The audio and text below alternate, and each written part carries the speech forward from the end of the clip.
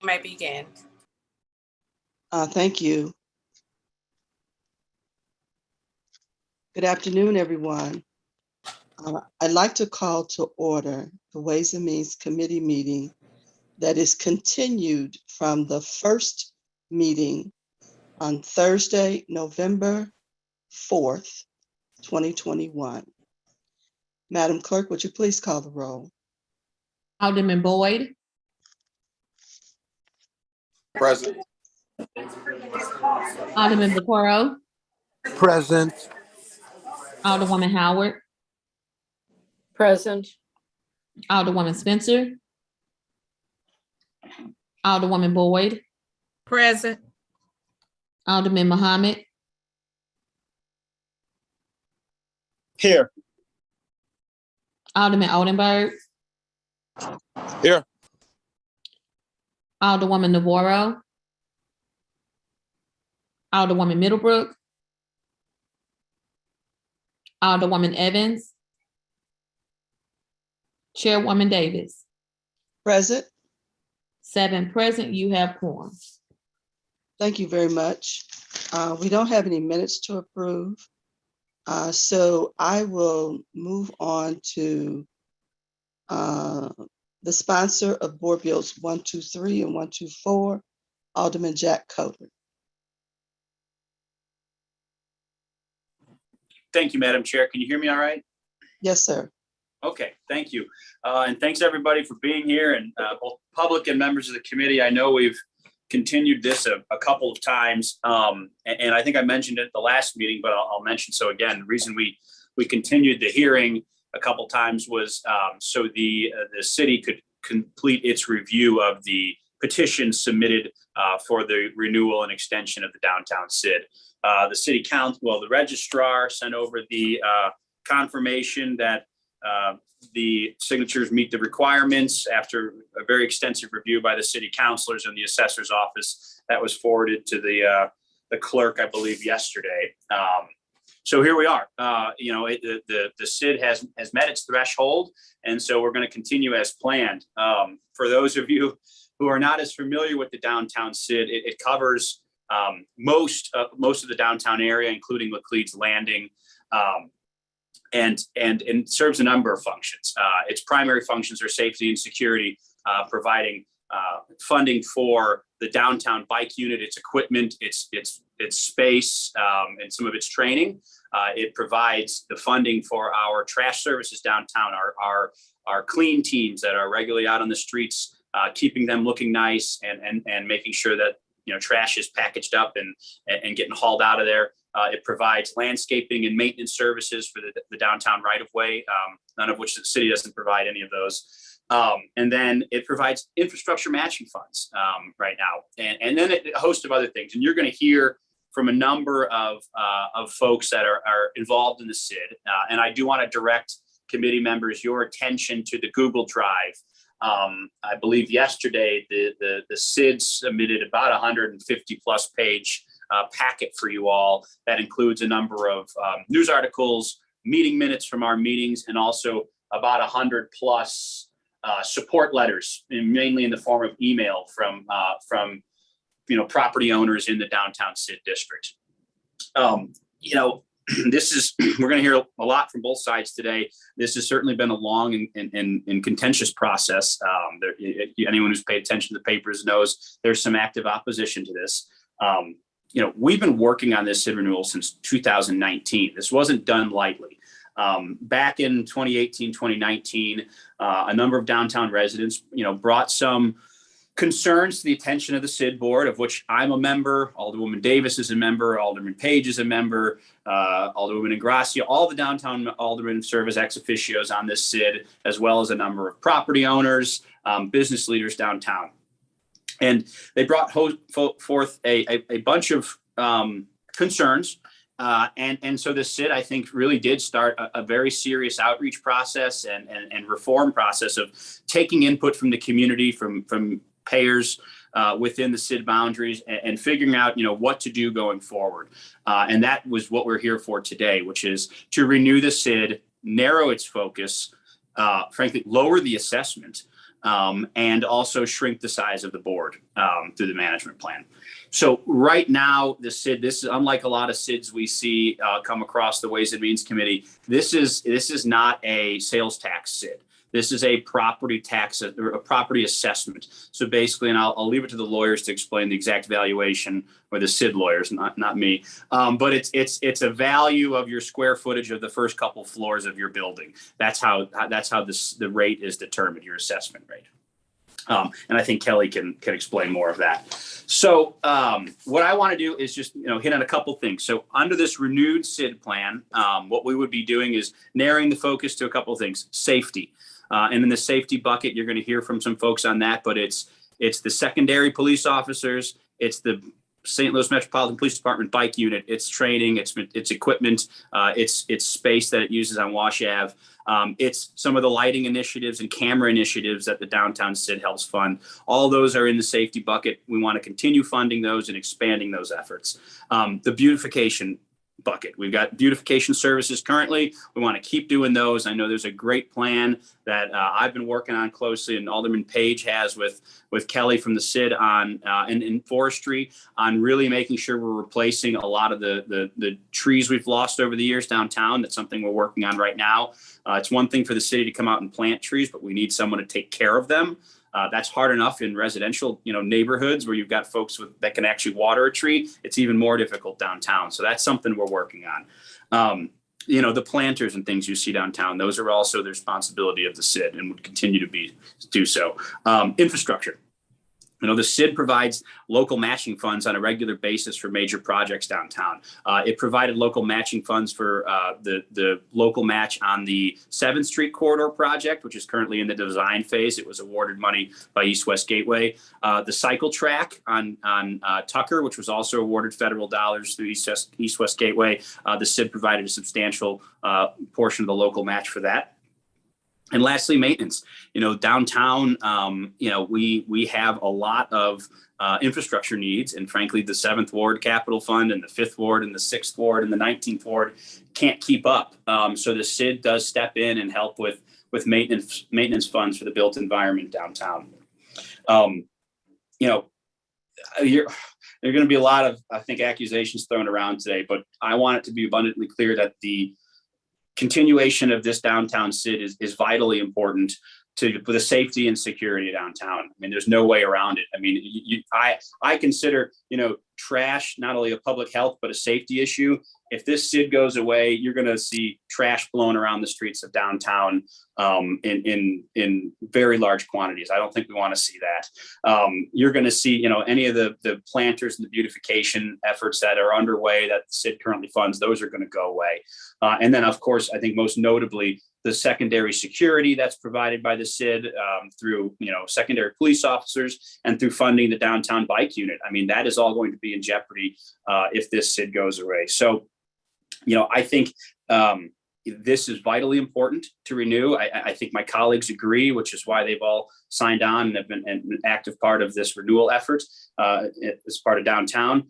And with that, I want to throw it over to a couple people who are going to give some more details about the SID renewal process and what the SID does. And I do look forward to a healthy discussion and answering everyone's questions today. With that, I think I'm throwing it to Eddie Poor, who is the chairman of the SID board currently. Eddie, you on?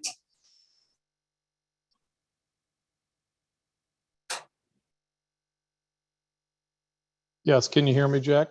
I can hear you. Everybody, thank you. Thanks for the opportunity to speak today. As Jack said, my name's Eddie Poor, and I support Board Bills 123 and 124. I love St. Louis, and I'm proud to be on the board of the SID. In addition to my affiliation with the SID, I'm the CEO of St. Louis Parking Company and a third-generation member of my family to work in the city of St. Louis. I've worked downtown in various capacities over the past 35 years, beginning at the age of 14. During these experiences, I've spent many days and nights in the office buildings, restaurants, parking facilities, sports stadiums, hotels, casinos, and streets of St. Louis. For the first time in my career, I'm concerned about our future. Crime is scaring people away at a rapid pace, and we must get a handle on it as soon as possible. I realize that we as a SID cannot solve it on our own, but I do believe our city needs all hands on deck. Many of us within the SID have spent the better part of the last 12 months speaking to our neighbors about our SID and this process. The vast majority of my outreach, or our outreach, has been extremely positive, and people quickly realize how important, many people quickly realize how important the support that the SID provides the city. I personally can't imagine our city not having the millions of dollars that we collect to provide supplemental services to the city for safe and clean initiatives. I strongly believe that the Clean Team and Downtown Ambassadors are not only helpful to our SID, but are critical to deterring crimes. Our members of the SID have access to our Executive Director, Kelly McCrary, as well as the rest of our staff, who can help short circuit and solve issues that impact our city. The relationships that have been built over years allow the city to communicate with the city directly, City Hall directly, the St. Louis Police Department, and the many other entities with the unified voice for the betterment of downtown.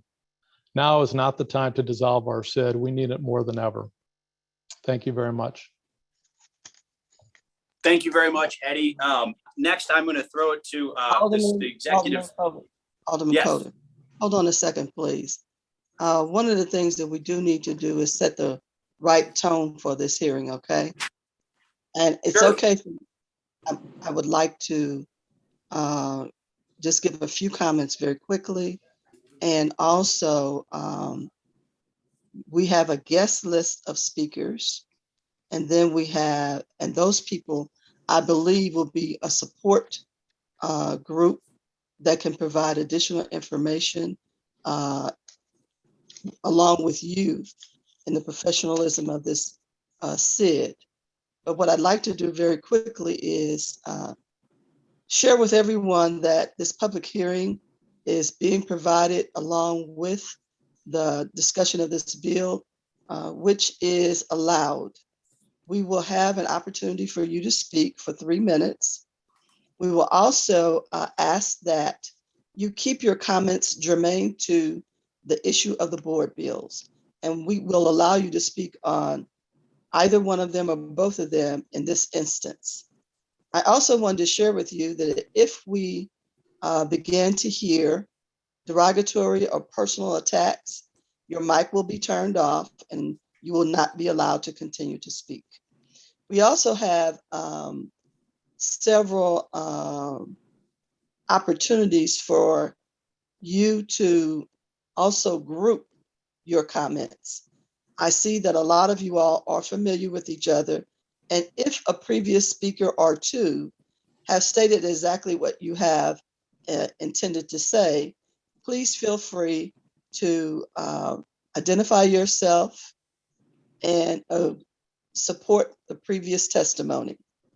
I think that would be very, very, very good for all of us. And the chair can make decisions on how they want to conduct their meetings.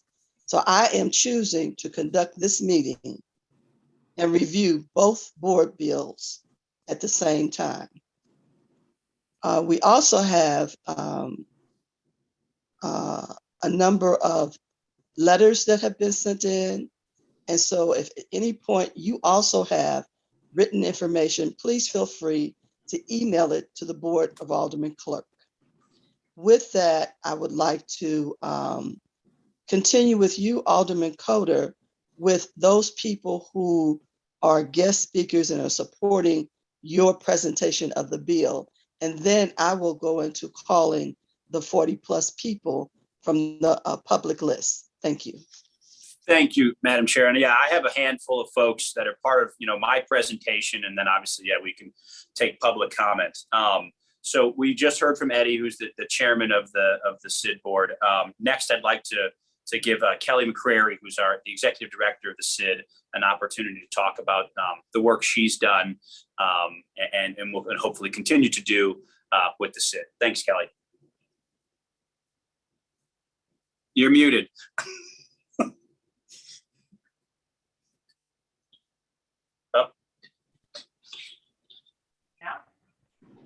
Go ahead, Kelly. Thank you, Alderman Coder. I appreciate that. And good afternoon, Chairwoman Davis and Ways and Means Committee members. I appreciate the opportunity to be before this committee. As Alderman Coder mentioned, my name is Kelly McCrary. I am the Executive Director of the Downtown Community Improvement District. On behalf of my CID team members, those who are behind me in this room, our clean team members, our staff, and those on the screen, we want to thank you for this opportunity to discuss our organization's services before you today. It's important to know that the CID exists for a number of reasons, and primarily our renewed focus is to focus on beautification, cleanliness, maintenance of downtown streets, safety with our secondary security operations and our close relationship with the City of St. Louis Metropolitan Police Department. Our services, our daily services, which are 7 days a week, are critical, very critical to the peace, health and safety of citizens and business owners within the downtown area and the city as a whole. Many conversations I've had and many discussions I've had recently have been on about why is this CID services important to downtown, and it's very important to the way our city and our region is perceived by those who live here, who work here, and who play here. And that may seem like a very common statement, but it's very true to how we are viewed by those who visit downtown areas. As I mentioned, our clean team and maintenance services are here 7 days a week. They are the only team that's out making sure that we are regularly sweeping the public areas, sidewalks, and public right-of-way areas of downtown St. Louis. They are here as ambassadors. Most of them have been with this team for 10 years or more. Many of our office staff started as guides. If you remember the bike guides, who were an integral part of downtown over the years. We are slowly bringing that program back, and we intend to, as a part of the Design Downtown St. Louis 2020 plan that was adopted last year, have a more robust ambassador program to be the extra set of eyes and ears and visitor support, stakeholder support for all of our communities. My role right now is to facilitate your understanding of how we arrived at this CID 2022 system renewal process. I want to share with you that we've had significant downtown amendment process and community engagement since the fall of 2019. This amendment process was 5 phases. The first phase was the discovery phase, in which we researched and gathered information on what the community would like to see this CID, the services that we provide in each chamber. The phase 2 was outreach and engagement. We hosted a number of public group settings, working with our partners to understand what it is they would like to see changed about our CID services and our operations, what's important to them. And we conducted surveys, identified spokespeople, and developed a strategic plan to ensure that we are following along with stakeholder and property owner input for what they would like to see this CID as a representative of them in this downtown area. Phase 3 was the CID definition. And that phase allowed us to define any amendments to services to the CID boundaries, which there were none, did not change the boundaries of the CID. And then to also review the assessment, which we know at this point, the assessed value for every property owner has decreased significantly by 23% across the board. Phase 4 of this plan was the finalization. And that was also in late 2019, early 2020, where we had the plan finalized, created a formal document, and made sure that we had all of the input confirmed from our stakeholders who provided the input. We put that together in our petition. And then phase 5 was the collection of signatures.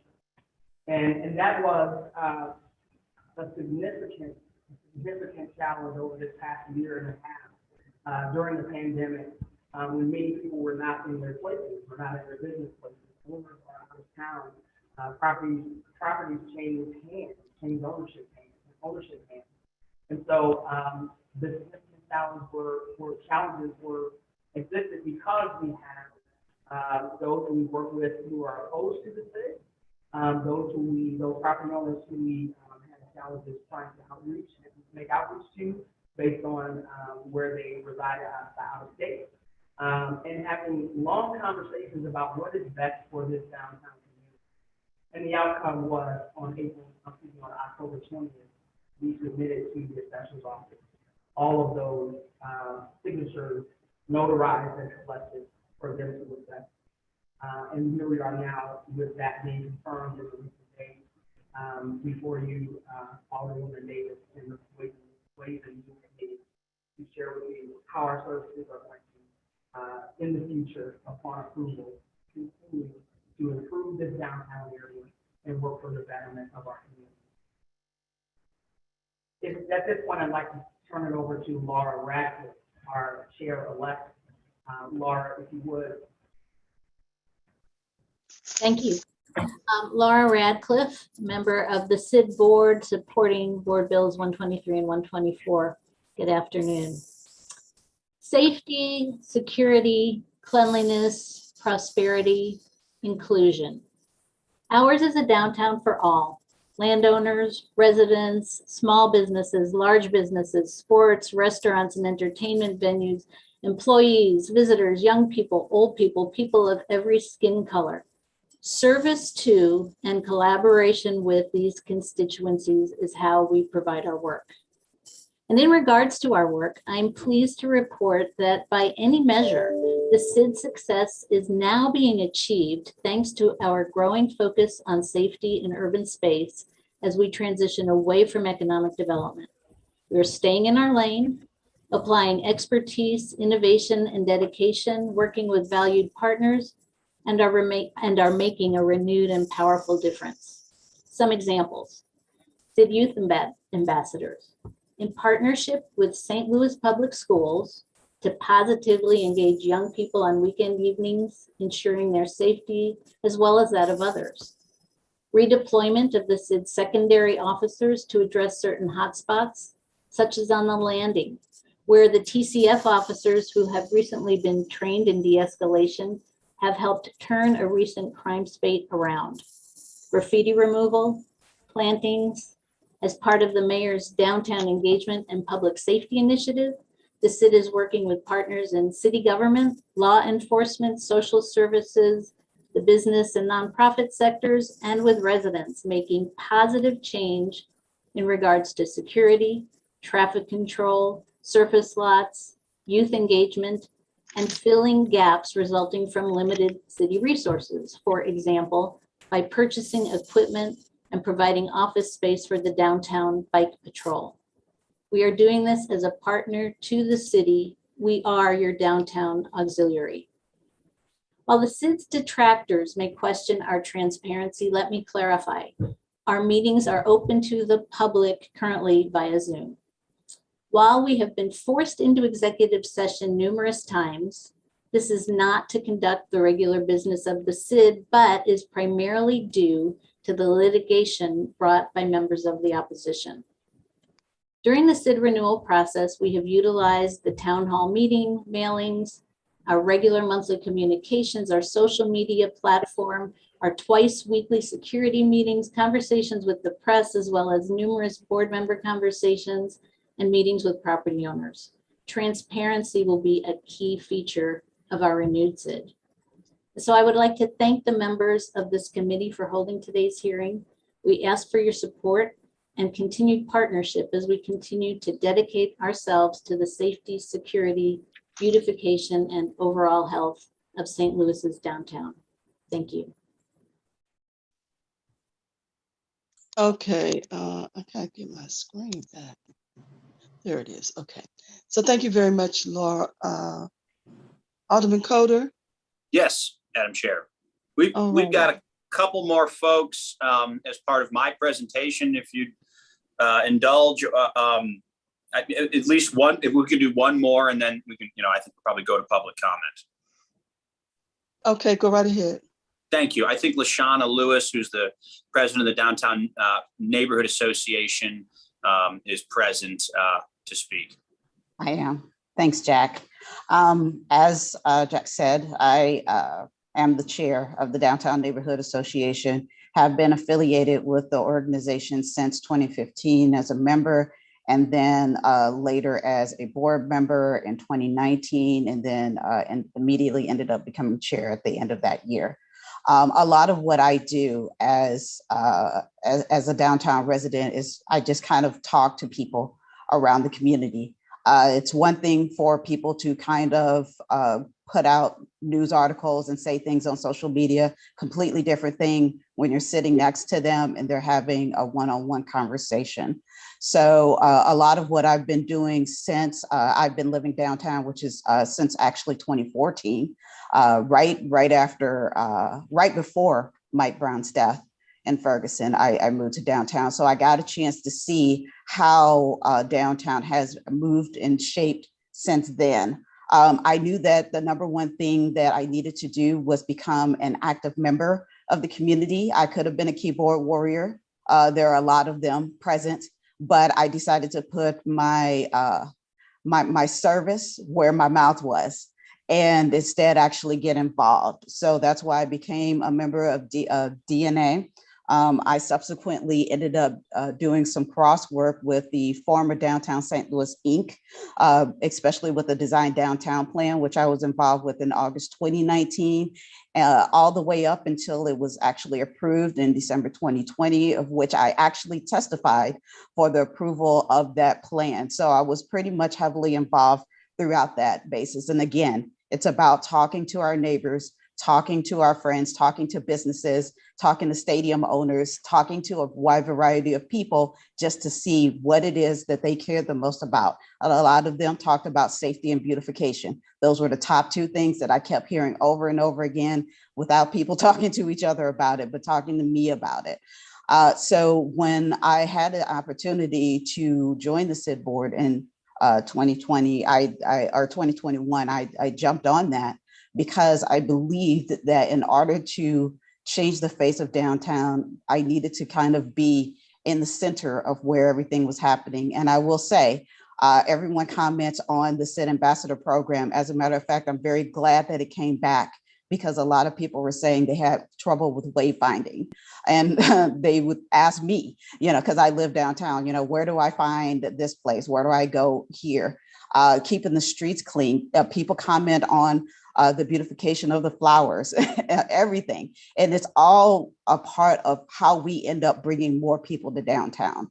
So as a resident, I can tell you that I have seen the change that having a SID actually brings to the downtown region, and other downtowns that I've gone to and walked around in Chicago and Nashville and places like that. They all talk about the one thing whenever I'm on the street, and that's how does it look and how do I feel when I'm there?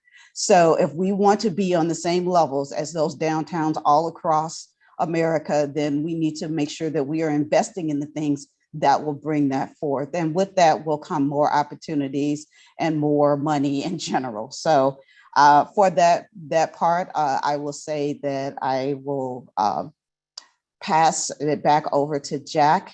But if anyone has any questions, they can always look at the Downtown SID website, which is Downtown SID STL, and get more information about what's going on. I think it's downtown stlsid.com. So somebody can probably drop that in the chat and just get more information about what the SID is doing, what it does, any board agendas and notes and things of that nature.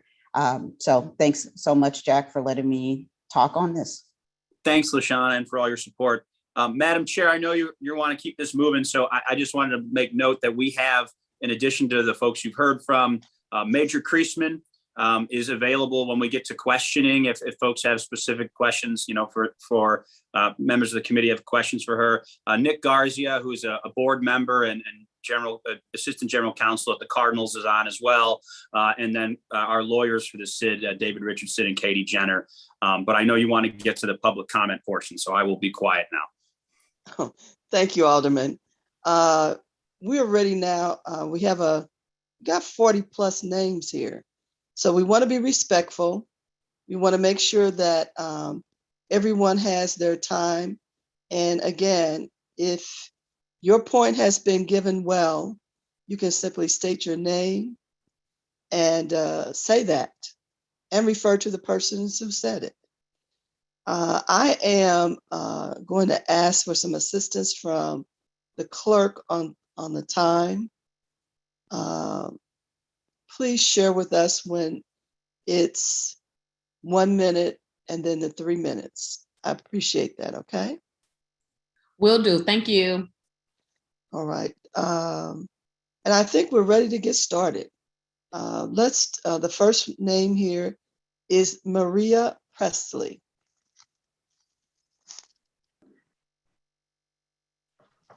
Thank you. I work for the owner, Nicholas Castaneda of 906 Olive Street. I have worked closely with the CID and I have attended the security meetings. I used to work downtown back in the late 70s, early 80s, and I have steadily watched it decline over the years. However, I'm back downtown again in the last 3 to 4 years, and I have seen some improvements. Without the CID, I can't imagine how bad downtown would be. The owner of this building has invested a lot of money into it, and he continues to do so. We've just upgraded our common areas. We're almost done. The lobby, and we had 2 new tenants move in yesterday and today, and expanded 1 tenant almost to a full floor. So now they have almost 2 floors. So we're seeing progress, more than I expected after COVID, quite frankly, and we really want to see it continue to improve. However, if we don't take care of this city with the CID, my tenants are going to start moving out again. We're finally turning this building around, and we need their services. We all know what their responsibilities are, and I can tell you firsthand because I deal with it myself. I have a radio. They are responsive to my calls on the radio. Their SFP is doing an amazing job with the plantings and taking care of that. Kelly has been good about following up on our complaints about graffiti that is all over the place here when the city hasn't taken care of it. And everything they do, I see that they're doing their job. They're doing what they're responsible for. The police, you can't fix something that there's not enough funds for. We definitely need more police downtown, in particular throughout the city, but also downtown. And without the funds, that's not possible. So I think the guys are doing the best job that they can with the bike unit and the supplementary patrol. I don't have too much more to say about that. 1 minute left. Thank you. I know the trash is getting emptied. So I want you to know, please, that this owner is very much in support of the CID, and we think it will be devastating to our property and its values if it's not renewed. That's all. Thank you very much for your time. Ms. Presley, Yes, ma'am.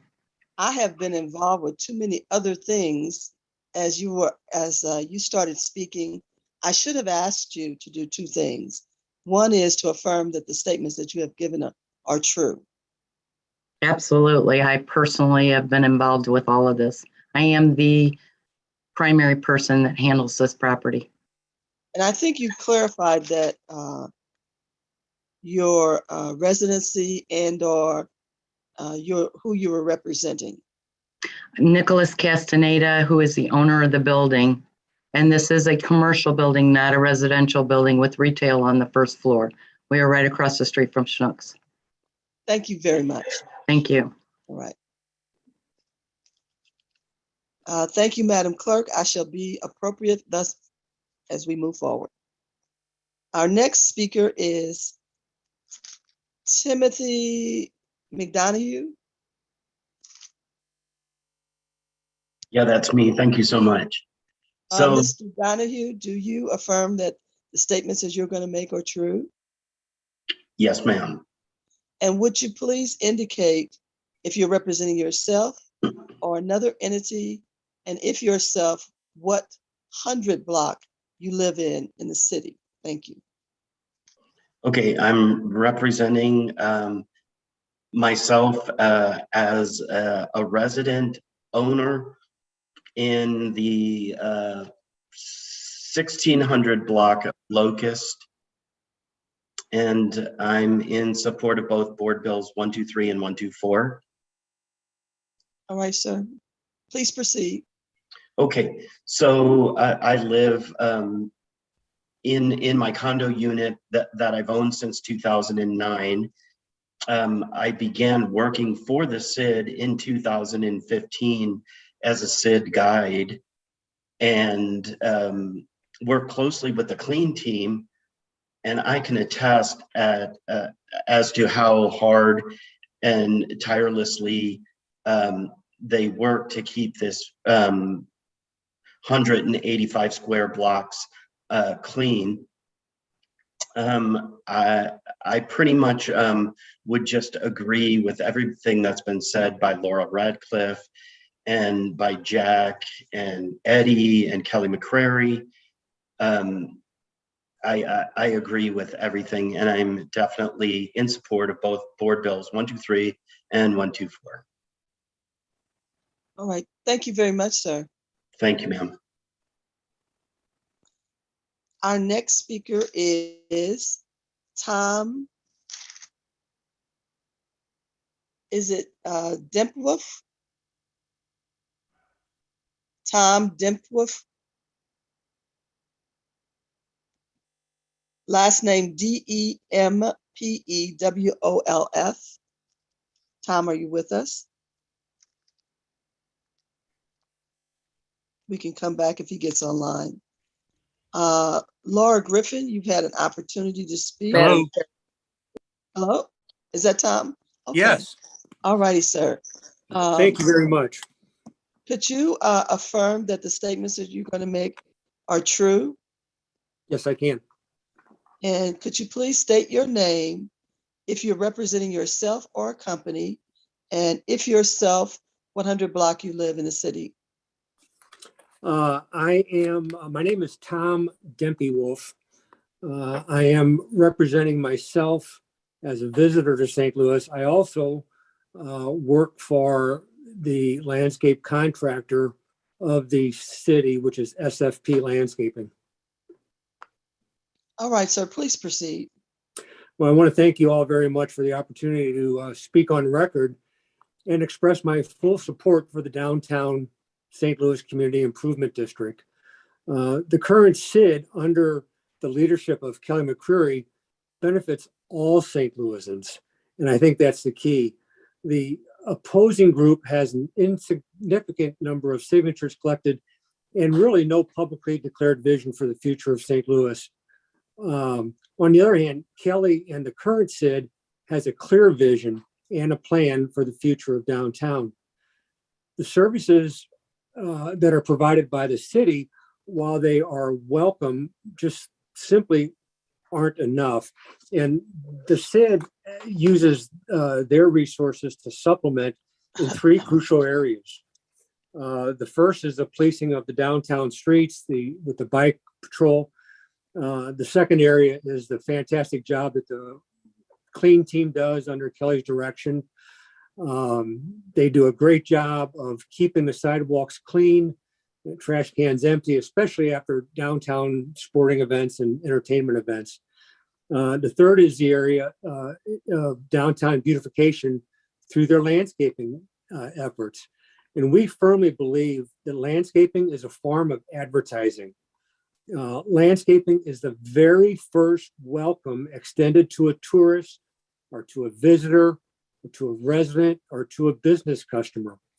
The existing CID has shown great leadership and insight regarding the beautification of downtown St. Louis. They arrange and provide for the flowers and the plants at the downtown intersections, all of the hanging baskets, mainly on Washington Avenue and in the Cleves Landing. And just as on a personal note, cities in the county and Clayton, they're in direct competition with downtown for 1 minute left. for my disposable dollars. The cities believe, those cities believe that they have good benefits with their landscaping and have taken those into action. St. Louis needs the same type of thinking, and they're receiving that right now under the CID and Kelly McGrary. The downtown beautification also doesn't just start and stop with summertime. The CID is doing the winter holiday displays right now. And then kind of in conclusion, I think the opposition, you'll hear many of accusations and statements, but they have no basis on facts. I think they're living in the past. They're upset with the previous leadership of downtown CID prior to Kelly taking over a year ago.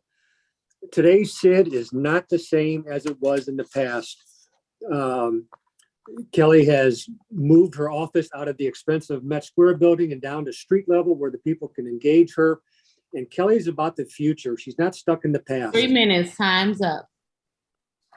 Thank you very much. Thank you, sir. Our next speaker is Michelle Shelley. Thank you, Chairwoman Davis. I would like to state that my name is Michelle Cayley. May I ask you, do you affirm that the statements that you are making are true? I do. And then you state your name, if you're representing yourself or an entity, and if it's yourself, what 100 block you live on. Thank you. Thank you. My name is Michelle Cayley, and I have worked for the Downtown Community Improvement since 2009.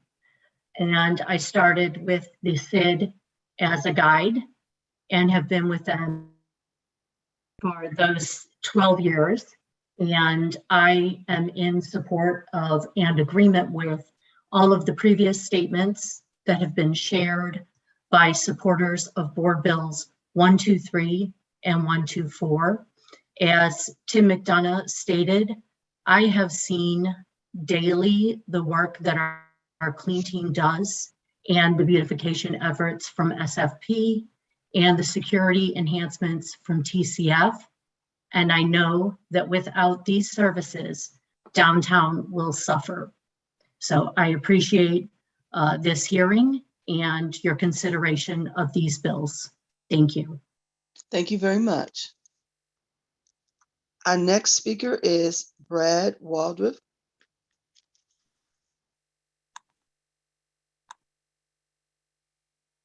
Hi. Oh, Brad, I can't see you yet. Can you hear me? There you are. Okay. Hi. Okay, I'd like to ask if you affirm that the statements you are about to make are true. Absolutely. And if you are representing yourself or an entity, and if yourself, what 100 block you live in the city? I'm representing myself. I own property within the CID. I don't live in the city currently. All right, sir, please proceed. Okay, I'd just like to point out that besides Mr. Poor and one gentleman that works for the CID, I think his last name was McDonough, we haven't heard from any property owners. I'm the first property owner that pays the CID tax and has been for 16 years, besides Mr. Poor. I created and co-founded the Downtown Neighborhood Association, which you heard from LaShawna Lewis, she now runs. I sued Larry Rice and shut him down. I've sued multiple problem properties, including Club Rain. And I recently sued the CID because it's not getting the job done. As you just heard, I had to do all those things without the CID's help. I've done this with private dollars and very little help from the CID. I've done these things to change downtown for the better. I own about 4 acres of ground, most of it within the CID, an acre of it, Alderwoman Davis, as you know, is in your ward outside the CID. I've been paying into the CID for 16 years, and I've watched my properties and my clients' properties values drop, mainly in office, loft condos, retail, and restaurant. Seems like the only thing that's doing okay is parking, and that's not really the sign of a vibrant city. I'm here to ask Alderman Kodar to please withdraw Board Bill 124. If this committee is to believe that they have 51% of the signatures, Board Bill 123 is all that's necessary. You don't need Board Bill 124.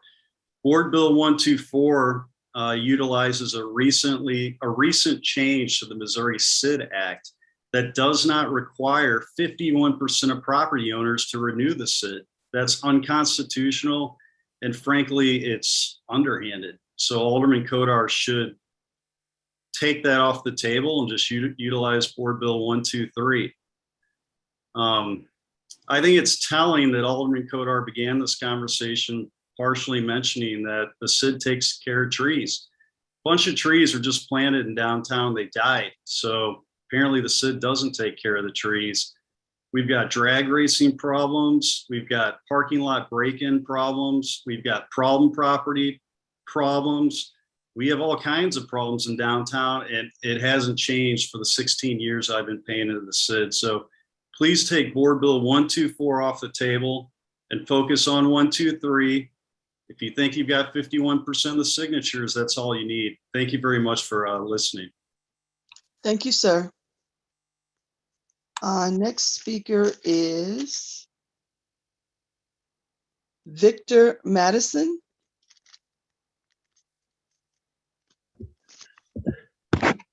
Thank you, Madam Chairman. I appreciate the chance to comment, and I do attest that my comments are truthful.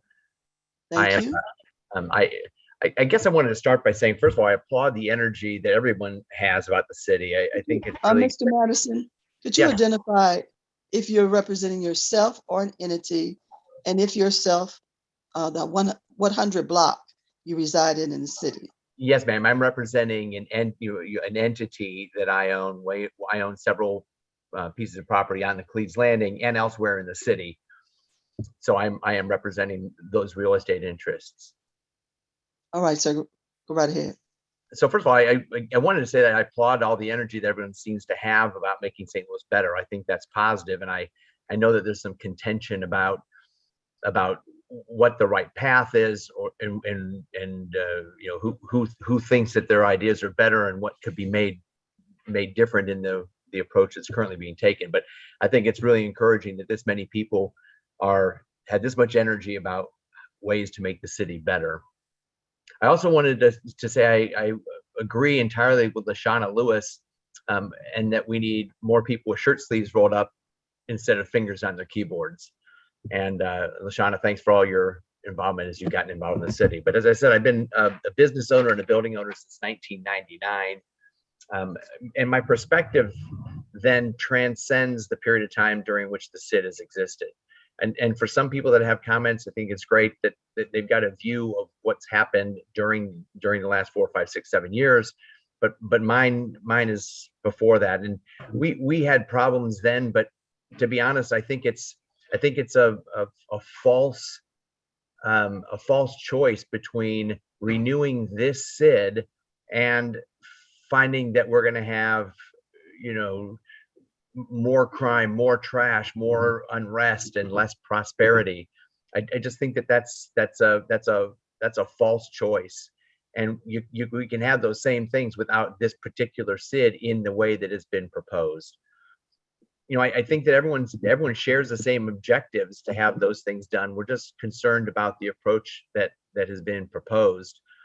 And when the landing joined the SID as a sub-district, so we were kind of bolted on in 2015 and 16, and it was our expectation that this would continue on, but that the renewal would happen only with the majority of the support of everybody there. And I've listened to both sides. I've got friends, that are very active on both sides of this argument. And I think that if this SID is going to get renewed, and if the intent is that this is going to be a thing that we're all leaning in on to make the city better. 1 minute left. Then we should make sure that that this passes without any perspective or belief that this was done in a kind of jamming this thing through and not working. The downtown will not blow up in the next months if this particular SID isn't renewed. So I'm speaking out against the renewals, and would echo the comments earlier about pulling the Bill 124 and handling that thing separately. And with that, I'll conclude. Thank you, sir. Our next speaker is Ellen. Is it Demusi?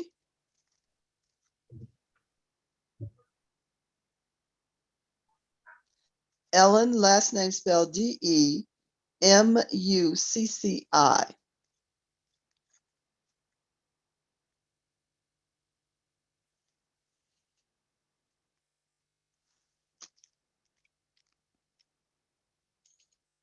There's no response. I'll go on to the next person listed.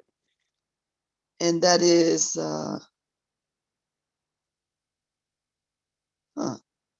Laura, you've already had an opportunity to speak. Laura Radcliffe. Correct. So we'll move, beg pardon? Correct. Okay, so we'll move on to the next speaker listed. That's Dan Pister.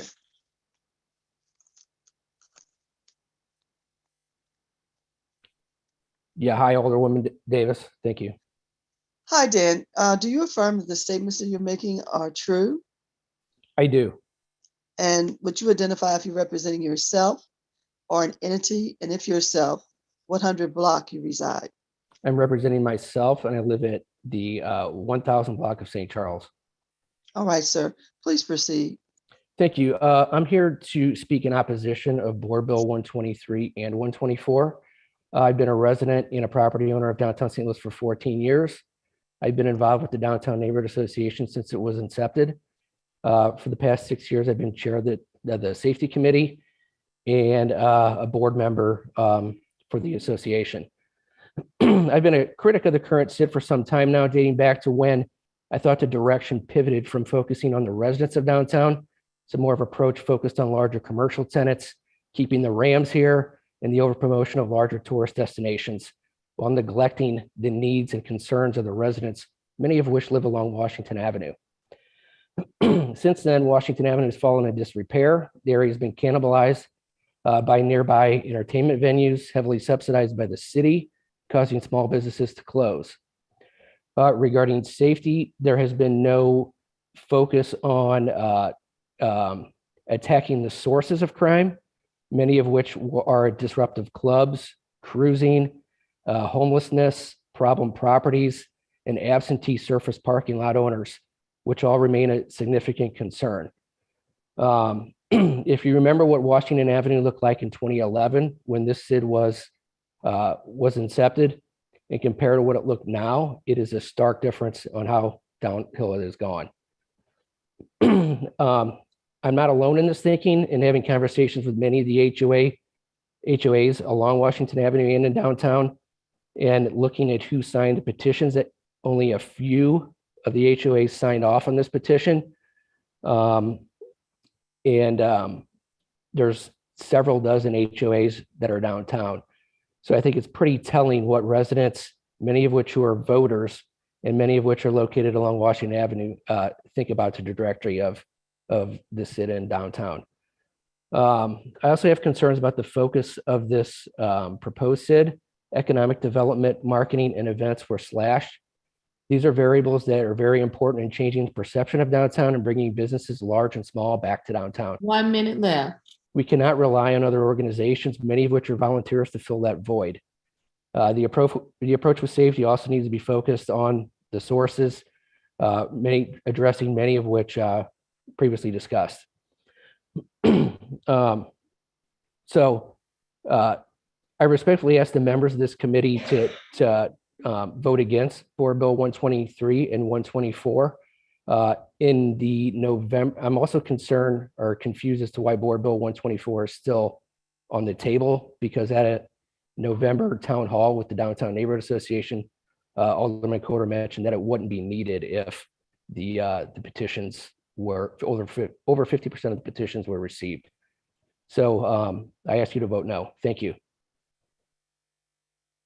Thank you, sir. Our next speaker is Phyllis Downs.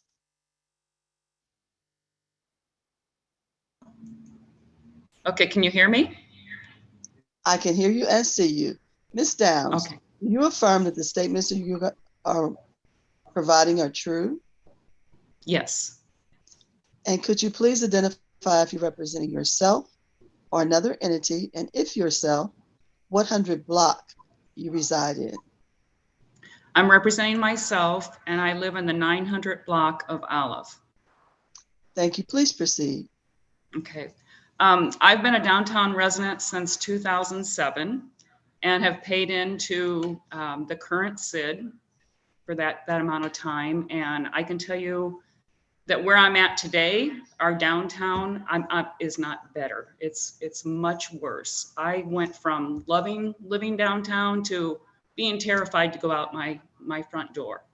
Crime's out of control.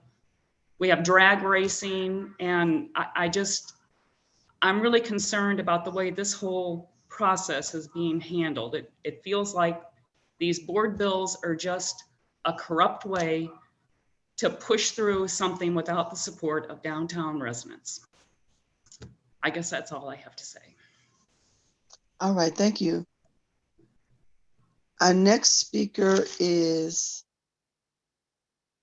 Gabriel, is it Cherry or Sherry? Cherry, yes, like the fruit. All right, thank you. Do you affirm that the statements you're making are true? Yes, ma'am.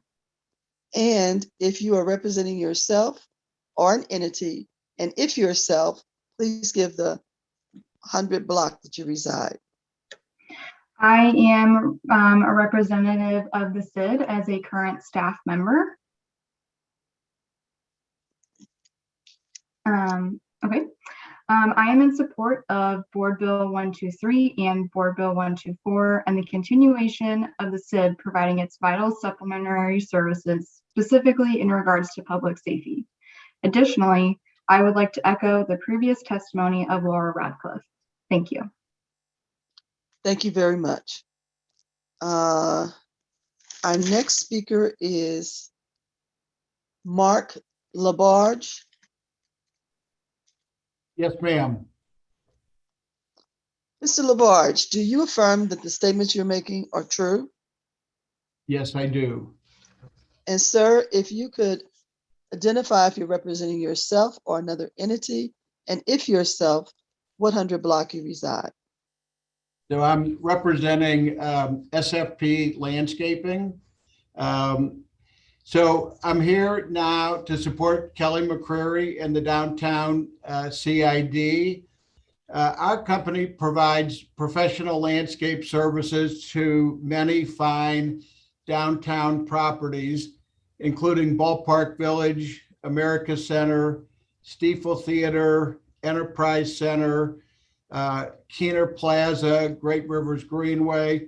And I bring this up because Kelly McCreary runs the CID in the same professional manner as these larger professional corporations.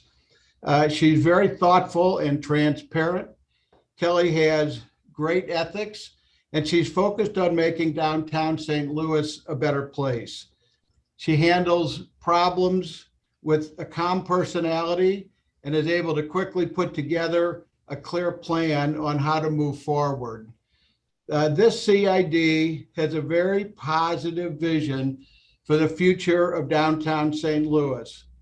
If you have not had the opportunity to sit down and talk with Kelly, you should do that. Ask her how she started saving money for the CID as soon as she was named executive director. And ask her how she cut staff and cut expenses. If you don't know Kelly now, you would do yourself a great favor by meeting with her. This city needs a strong downtown, and Kelly is making it happen right now. Her track record is impressive. I'm asking you to approve Board Bills 123 and 124, and to watch Kelly and the CID lead downtown to bigger and better things. Thank you very much. Thank you, sir. So our next two speakers have already had a chance to speak. That's Kelly McQuarrie and Eddie Poor. So our next speaker will be Lyle Weissman.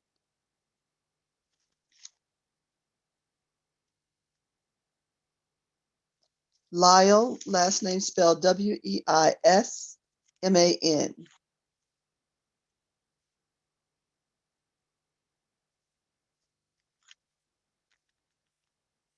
We'll move on to our next speaker is Brian Marsh.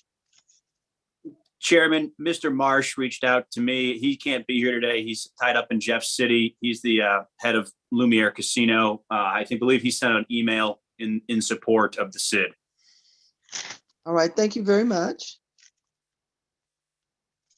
Our next speaker is Dr. Christian Dimbo.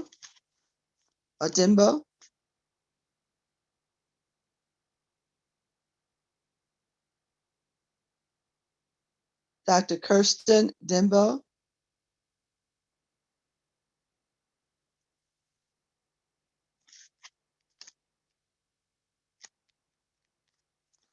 We'll move on to our next speaker is Robert Guller. Yes, I'm here. Thank you, sir. Sir, do you affirm that the statements that you're going to provide are true? Yes, I do. And could you please identify if you're representing yourself or another entity, and if yourself, what 100 block you live in? Sure. Bob Guller, and I'm representing myself. I am the owner of 500 North Broadway, right at the corner of Washington and Broadway. I am a longtime city resident in Central West End, and I'm also an attorney. I've been very involved. I was on the board of the SID for 10 years. I am a founder and the board president of Arch Grants, and I was deeply involved with the founding of the predecessor to the T-Rex incubator. I have been an owner of large office properties downtown going on 27 years now, and it is my objective to keep and grow jobs in downtown. The concept of a SID is a voluntary organization where the property owners and residents voluntarily assess themselves to add some services that the city can't provide. That's always been the concept. It is my opinion, and the opinion of what I believe to be a majority of at least the multi-tenant office building owners in downtown, that the current SID in its current form is failing to do that. I believe there should be a SID. Most of us do.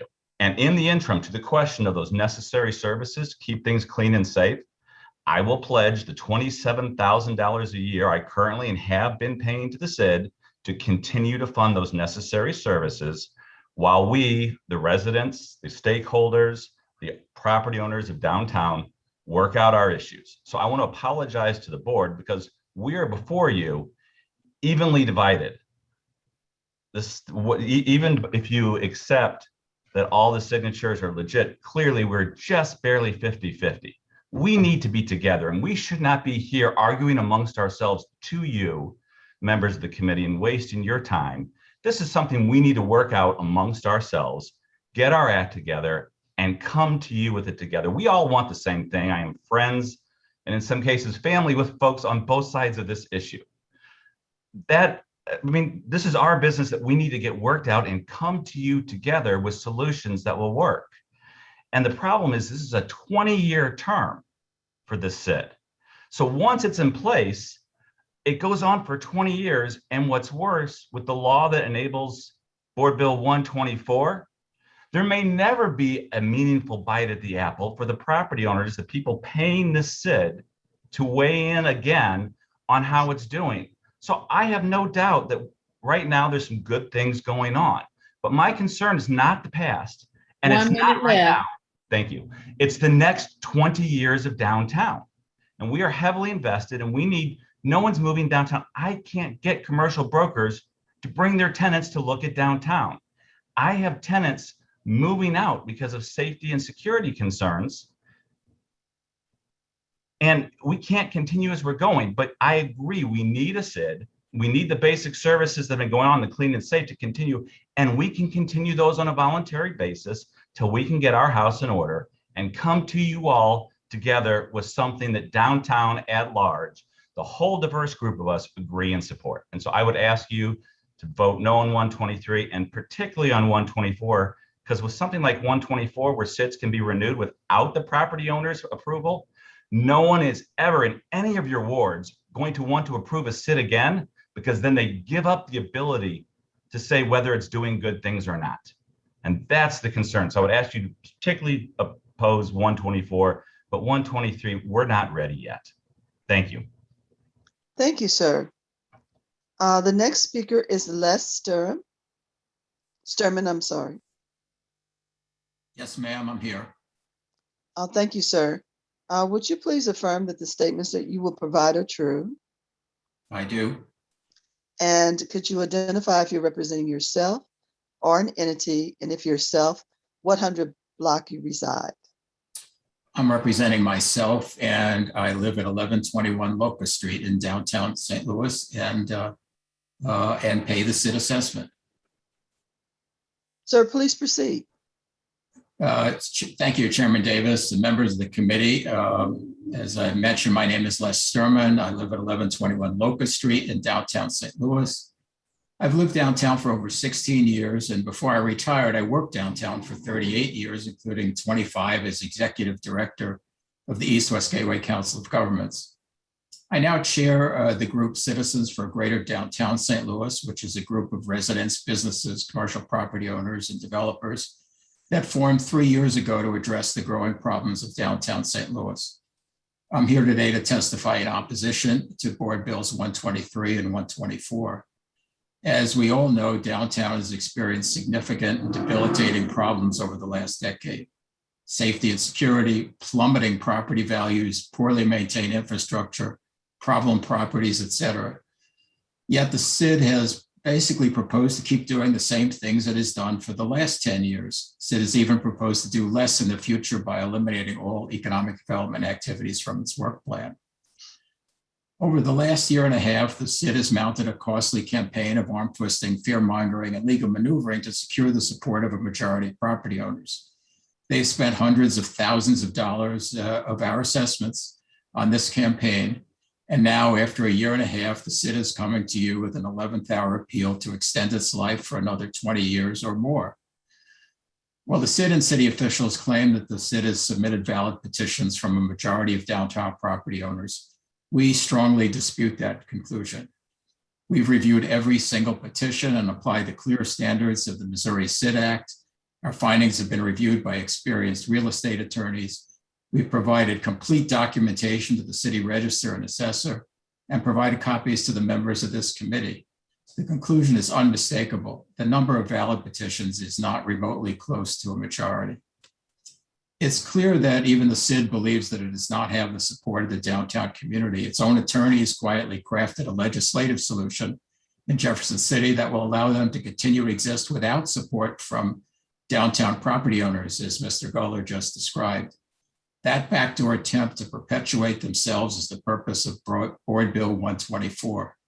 This bill sets a dangerous precedent that allows a private not-for-profit like the downtown SID to tax property owners without their consent. Board Bill 124 takes away the right of downtown property owners and is contrary to the history and purpose of the Missouri SID Act.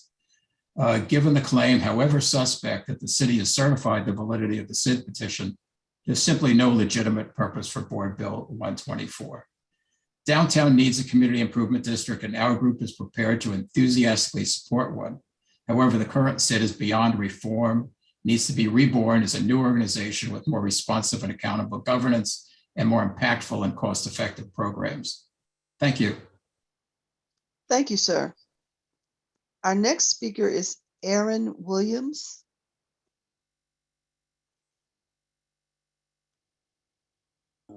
Here I am. Can you hear me? I can hear you. I can't see you. Yes, I asked Terry Kennedy to put a photo up while I was going to be testifying. Okay. Go. Thank you. Okay, I see the photo. Sir, do you affirm that the statements you will provide are true? Yes, And could you identify if you're representing yourself or another entity? And if yourself, what 100 block you reside? I represent myself, I represent my company, and I represent my charity. I reside at 400 South 14th Street, which is the Edison condo building, where I've resided since 2011 and been a property owner within the building since 2012. Are you ready for my testimony? Please proceed, sir. Some of the aldermen that are currently involved there are aware that I've received a proclamation for being a good citizen and contributing to the community. I'm a Focus St. Louis winner for the What's Right with the Region Award. And I say this because I'd like to think that I'm one of the good people that you want to have as a community member. In the time that I've been downtown and even prior to that, I've tried to get the Clean Team and met with their director of operations a number of years ago to start some initiatives regarding recycling. I was successful at one point and tried to expand it with a recycling program outside of Busch Stadium involving the Clean Team. I bring this up because litter and a lack of recycling receptacles has always been a problem downtown to the point where the trash does overflow, and the CID just doesn't seem to have ever wanted to address this and using my my model. I put the photo up that I have because on Father's Day of 2020, 3 months after I had left a message for Kelly McCreary to contact me and the call was not returned, when I tried to notify her and others of the photo seems to have gone away. And it's relevant to what I'm about to testify, that on Father's Day at 11:30, I was assaulted by what I believe were drug-oriented individual, and I was viciously assaulted along 14th Street, where a person came out of the car and chased me down on a portion of 14th Street that's within the CID. The vehicle then wound up coming after me after I had filed the police report. The event was witnessed. I was then chased down the street, found shelter within the law department, the law school building. The vehicle 1 minute left. Stalked me outside. All right. I'm a victim of being assaulted twice, once in front of City Hall during the first night of the protest there, and once once at once near Soldiers Memorial on Father's Day. I contacted the police repeatedly. They did absolutely nothing and actually refused, at the Internal Affairs said they refused to investigate my crime. As a landlord, I can tell you my property waited more than 6 months to find a tenant, all due to the criminal activity. I can tell you I live in a building that has had to have 2 security guards hired for 24 hours, 24/7 shifts because of concerns about property. Our building it may exist on your map. It has never been recognized. And even the area across from Enterprise Center has never been recognized by any of the board members, despite getting having me make over 100 phone calls to 911 from 2019 to 2020.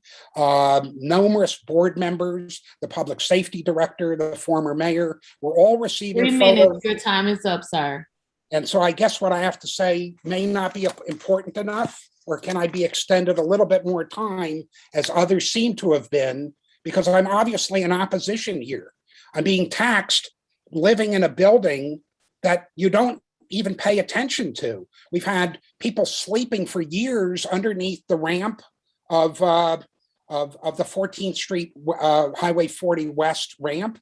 We've had 24/7, 365. People were using drugs and passed out on the sidewalks. So you had to literally crawl over, walk across the people who were passed out on the sidewalks. This is where the city circuit attorneys, investigators parked their cars in broad daylight. People were passed out on the hoods of those cars. I multiple times wound up posting on social media and with the press that I was sending photos of the kind of drug activity, criminal activity, vagrancy, extreme litter that was occurring at the CID. I did post with an @ symbol on Facebook, the Downtown St. Louis Partnership and Explore St. Louis numerous times about how the problems were going on for years and nothing was being done. Mr. Williams, your time was up about a minute ago, and so I allowed you to continue, but you are now not on the topic. You are complaining about police protection, and this is not the topic of this SID. It's the SID, if I can just relate. Sir, the police department is responsible overall for the city of St. Louis safety. The police department is. So I want to thank you for your testimony, and we're moving on to the next speaker. Thank you, sir.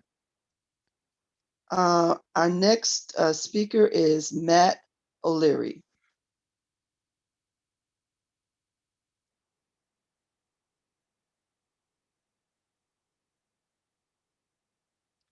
Matt O'Leary.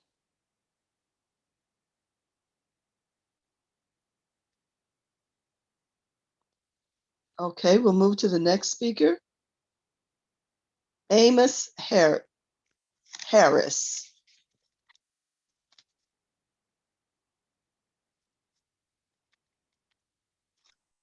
Hello? Can you hear me? There you are. Yes, sir. Hi. Very quickly, I would like to ask you if the statements that you're going to make, you affirm that they are true. I do. And sir, could you please identify if you're representing yourself or another entity or both? And if you're representing yourself, what 100 block you live in? Thank you. I've been a resident of 316 North 8th Street for over 20 years, and I'm a property owner in downtown St. Louis as well. Please proceed. I'm a principal of Spinnaker St. Louis, which was the developer of the Mercantile Exchange, the Laurel, and the Embassy Suites, all in downtown St. Louis. Over the last 10 years, we've invested over $200 million in downtown St. Louis. In addition, my wife and I have lived in a beautiful loft on 8th Street for most of the last 20 years, raising 3 young kids downtown until about 18 months ago when increasing violence and disorder forced us to leave. I've been a board member of the SID for 10 years, and I'm also the recent past chair of the SID. So all of this leaves me in a position to testify as to both the desperate need for an effective community improvement district in downtown St. Louis, as all of the people that are in opposition to 123 and 124 have testified to date. We all want an effective SID in downtown. The challenge is that this SID is abjectly dysfunctional, it's chaotic, and it's ineffective. This is not to cast aspersions on individual board members, most of whom I know and most of whom I count as my friends. But the way it's organized as a private nonprofit, as a board that perpetuates itself with a 20-year term, with no, as Robert Guller has said, with no way for taxpayers to have a say in whether it's been effective or not, is a mistake. Over the past 10 years, the organization, just as an example, over the past 10 years, the organization has never developed a strategic plan. Its budgeting practice has largely been last year plus 3%. And I say this as the past chair. Leadership and staffing over 10 years have just been churning. It has developed no metrics by which to judge its own successes and failures. Community engagement over the last 10 years have consisted of 2 meetings a year in which leadership spends an hour touting its purported achievements and then leaves a few minutes at the end for questions. That's what they call engagement. Since it has no strategic plan and no metrics by which to judge itself, it has no context or framework by which to judge how to spend money. And then what happens is requests for funding become popularity contests because there's no framework within to judge whether an initiative makes sense or not. As I said, the SID is organized as a not-for-profit. which is a mistake, instead of being a government subdivision. So its board is self-perpetuating. The fiduciary responsibility of each board member runs to the organization itself as opposed to the stakeholders or the people it is supposed to serve. As a not-for-profit, there are no real limits on who can be a board member. And as a result, there is almost no representation by the people who actually pay the tax. And there's only one person who actually lives downtown on the board, even though 30% of the tax is paid by downtown residents.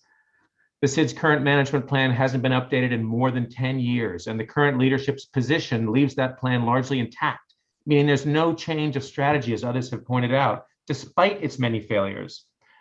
The idea that if we don't approve this CID, we devolve into sort of Mad Max and the Thunderdome is laughable. We will all still be here. We all know each other. We will all get in the boat and figure it out. We need to have a better organization that's designed in a way that can actually address the challenges that we have and not just continue to do what we have been doing and failing at for the last 10 years. Thank you. Thank you, sir. Our next speaker is Zachary McMichael. Good afternoon. Good afternoon, sir. Do you affirm that the statements that you're going to make are true? I do. And could you identify if you're representing yourself, an entity, or both? And if yourself, what 100 block? Yes, I am here representing Citizens for a Greater Downtown St. Louis Community Improvement District. I'm also a 10-year city resident in the 3800 block of Connecticut. I live downtown in the 1700 block of Olive for 8 years.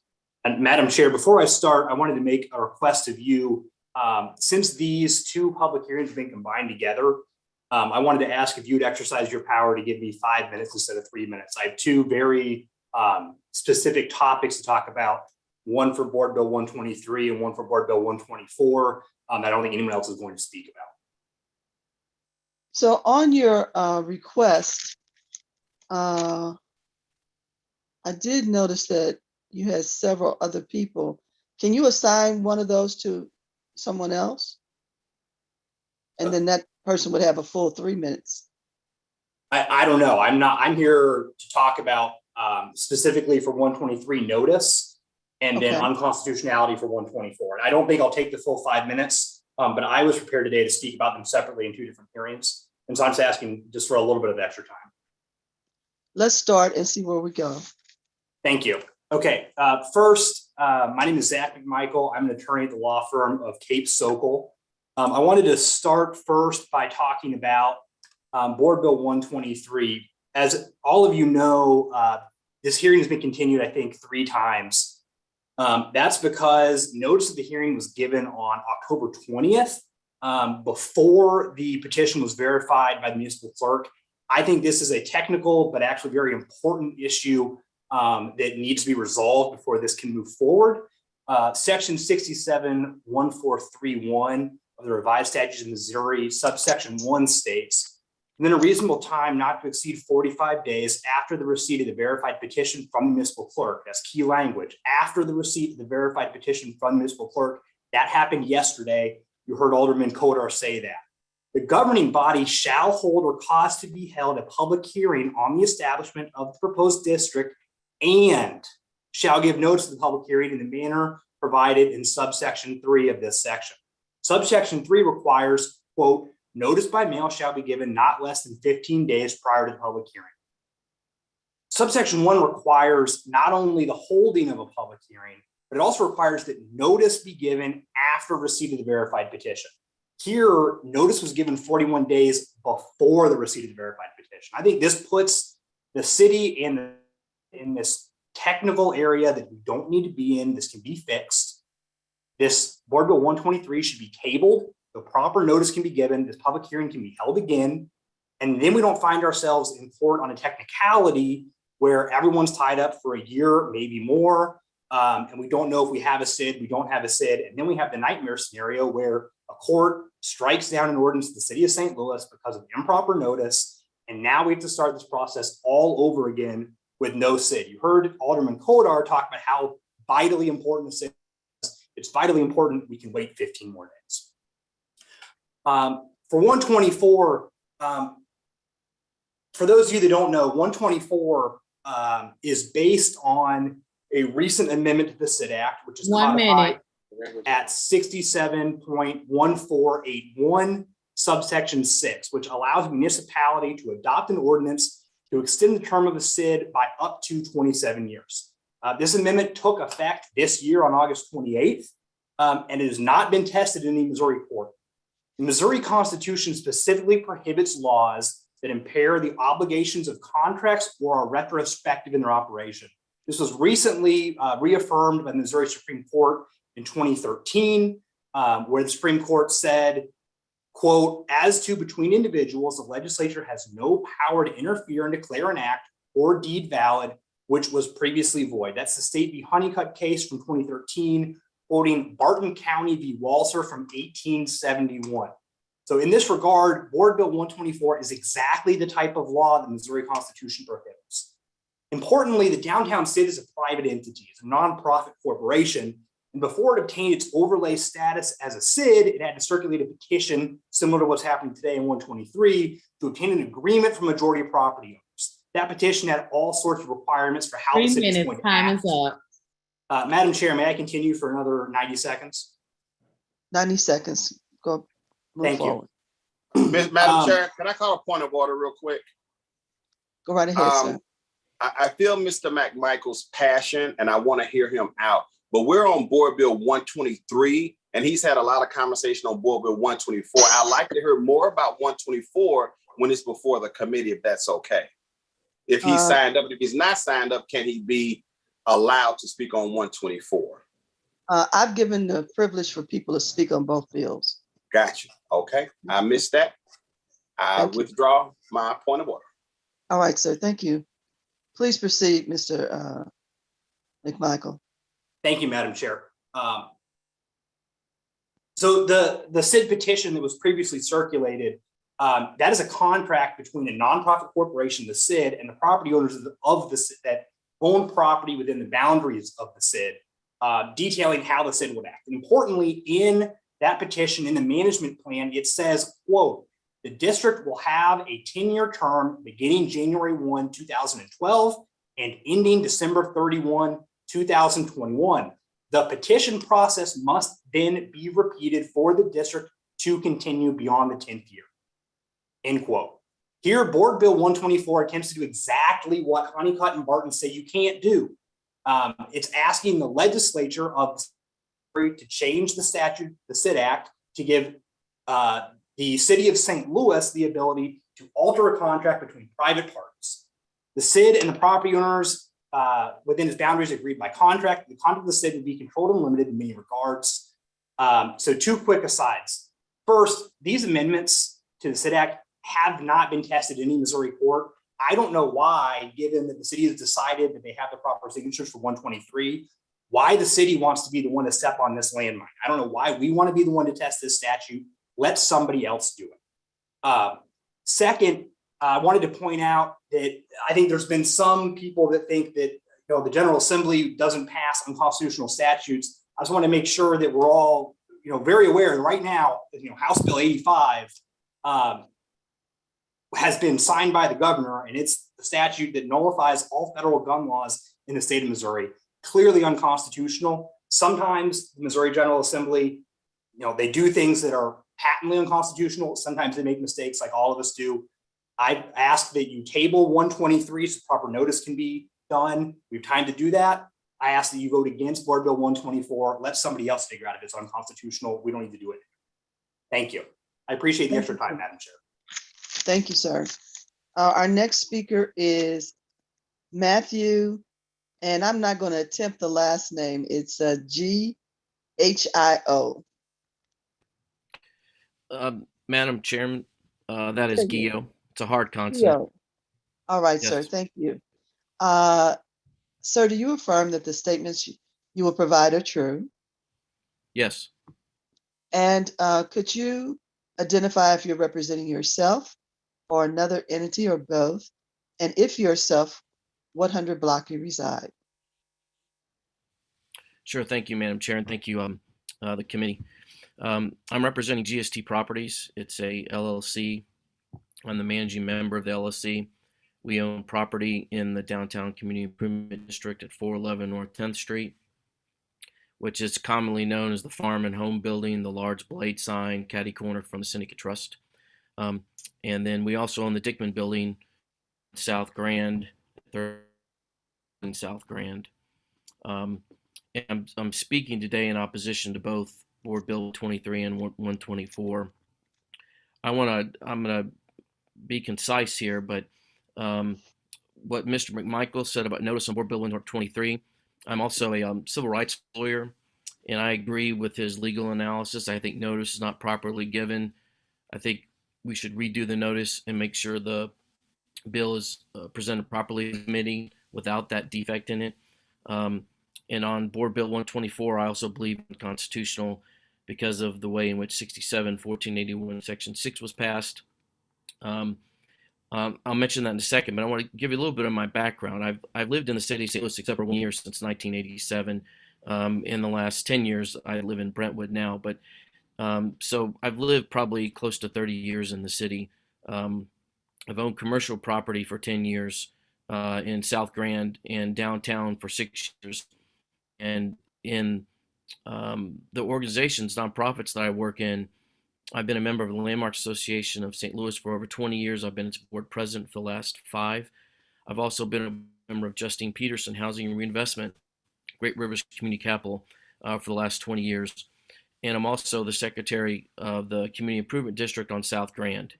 And I've mentioned those things because I've worked in the city to make it better. And I've been doing it since I came here as an 18-year-old.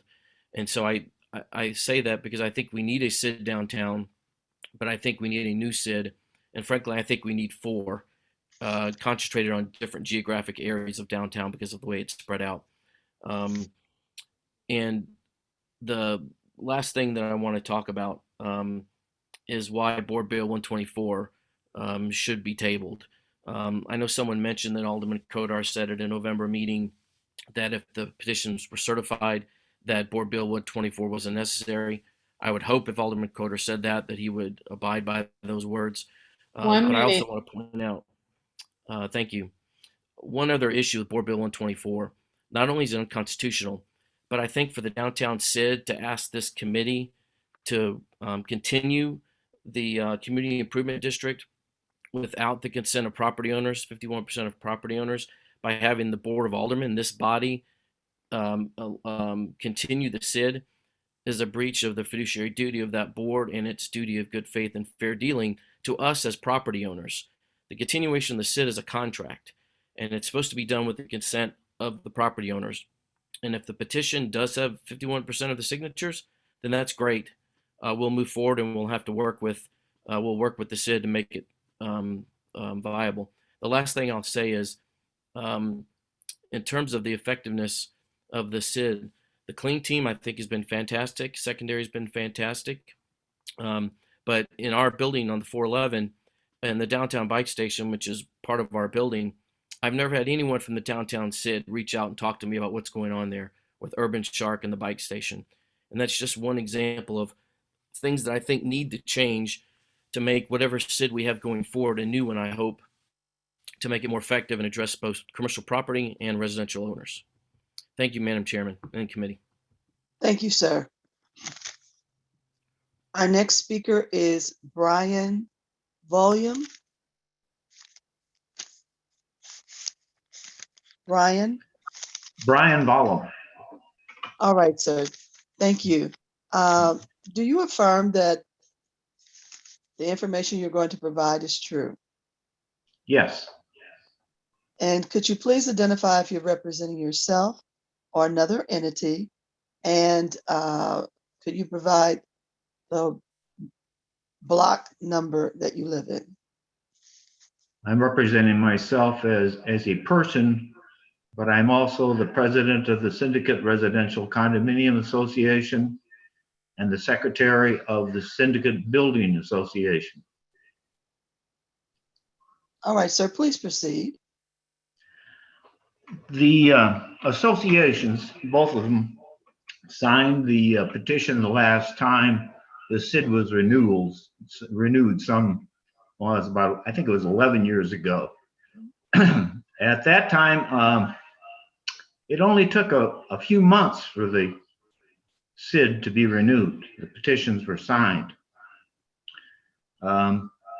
We signed it with some concerns because it was for a period of 10 years, and we weren't very happy with the direction or the transparency, the productivity, effectiveness of the SID prior to that recertify or re-up, I guess, of the SID. But the executive director at that time, Maggie Campbell, was brought on board recently, and she made a number of promises that the SID was going to change.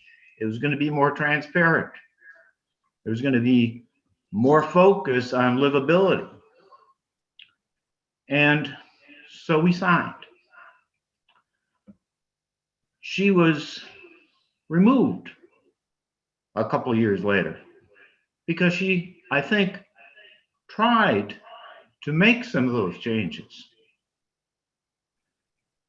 And she was replaced by a leadership that was very much like the one that had been there before. Not transparent, very opaque, very arrogant, would have their required twice a year meetings, and would act like, well, we really shouldn't have to be here. We raised questions about whether you needed to have a contract with Downtown Inc. or whatever it was called at that point in time to basically do everything and hide all of the decision-making and record-keeping. And we were presented with a lawyer who came in and talked about how in the original legislation creating SIDs, Downtown Inc. or its predecessor was named, and so that had to be. Now all of a sudden, they don't have to, I guess. So I'm not so concerned so much with how the city is right now, but if it's going to be here for 20 years, whether it's going to go back, this is a very parochial place. The SID has proven or demonstrated time and again that it's immune to substantial change. So temporarily it seems okay, but those changes aren't permanent in the charter for this thing. So I think we should rethink it. I'm for sure 124 should be not done. 123, I don't think the signatures are there, but if they are, they are. And I support what Robert Giller said. I think we can make it. I'm committed. I'll pay my assessment amount. I'll make a motion on the Residential Association to pay some or all of the $7,000 a year it pays. Time is up. All right. Thank you very much. Thank you, sir. Our next speaker is Arnold Stricker. Stricker. All right. Sir, do you affirm that the statement you will make is true? Yes. And could you identify if you're representing yourself or another entity, and if yourself, what 100 block you reside? I am representing myself, and I reside in the 1600 block of Locust. Please proceed, sir.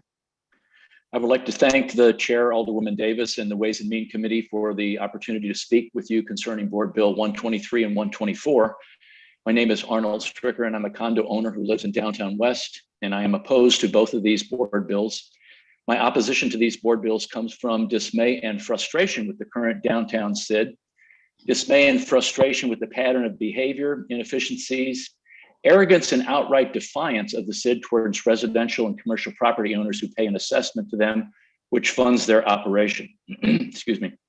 When I think of a governmental or a quasi-governmental body like the SID, I look for certain markers of efficiency and results. Are there patterns which reveal progress or effectiveness in meeting established goals? And as I examined the SID's own documents in areas within their management plan, I found no metrics to determine whether what was being accomplished was successful. How do you know what you have been doing is effective if you don't have any goals or metrics to measure the effectiveness? Why continue doing the same thing? This wasn't just 1 year, this was for multiple years, a pattern.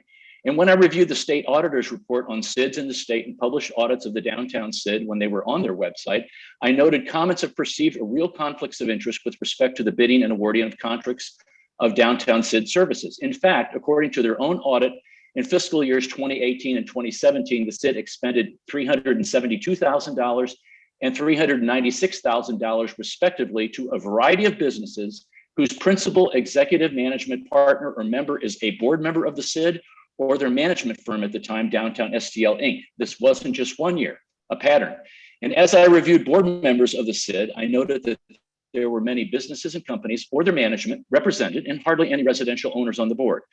This, along with the fact that the current board has only one board member who lives downtown, was troubling. Downtown St. Louis continues after business hours, and the residents of downtown know that very well.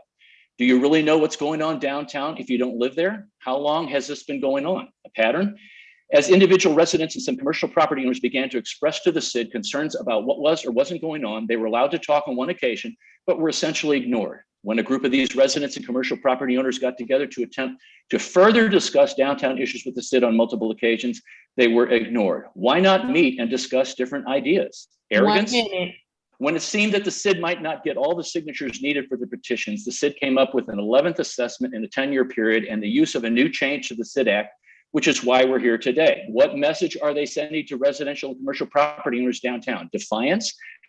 Currently, residents overwhelmingly oppose renewal of this SID. In fact, 39 residential number condo buildings in downtown, only 5 have signed for SID renewal. When residents and commercial property owners started asking questions about the SID, they just wanted answers and possible changes on how things could improve downtown for everyone. When they were ignored, they looked at the facts, the patterns of behaviors, inefficiencies, arrogance, and defiance to determine whether they wanted this SID for another 20 years, and they said no.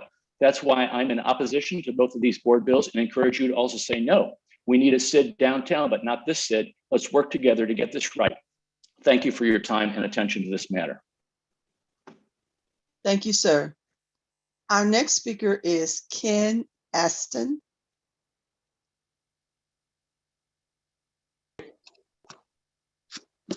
Hi, I'm Ken Aston.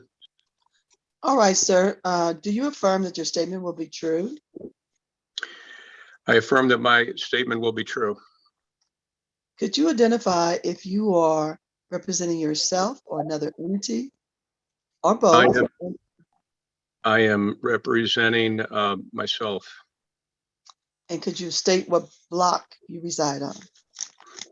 I own property at Washington and 11th Street. All right, sir, please proceed. Okay, thank you. You know, before I say what I have to say, I want to, this is really important, but everybody that spoke for the SID was either a board member, an employee, a subcontractor. There wasn't any building owners that were speaking for the SID except for Jack Poor, but Jack's on the board. So you know, that needs to be noted, that there's no building owners here in this meeting speaking for it. It's an overwhelming majority against it. I have lived in the city. I was born and raised in the city. And I've been a property owner since 1981 in the city, including properties in the SID and Laclede's Landing. And I currently own the B-Hat Loft building on Washington Avenue, which some of you might know that building. It used to be a very popular bar and restaurant called the Dubliner that was in there. And I also own properties within the boundaries of the SID before there was a SID. And what's really important to note is that before the SID and the properties I owned, it was a better situation then than it is now. So when the SID was formed, I have personally seen a steady decline in services and a huge increase in crime. A decline in rents. You know, Dubliner moved out. Most of the businesses on Washington Avenue went belly up. Dubliner went out of business. And like Bob Guller said, it's impossible to try to lease space down there unless you're going to give it away, which, believe it or not, after 5 years of no rent and having a vacant space, I had to give the space away, and I just rented it at about, I'm getting about 10 cents on the dollar versus what Dubliner was. But I figured, you know, something's better than nothing right now. You know, I'm a commercial real estate broker, and I work for a very large national real estate company. And the first hurdle I have to overcome, is the stigma of St. Louis and the crime in St. Louis. And with the current SID and all the negative things that people have said about it, which I don't know how anybody can deny it, we need change. I'm willing to continue to pay into a bucket of money equal to what I've been paying in for the SID, but this SID has to go away and there has to be a new SID. And I don't see any other way around it. Thank you. That's all I have. Thank you, sir. Our next speaker is it Tarinia Lyles King?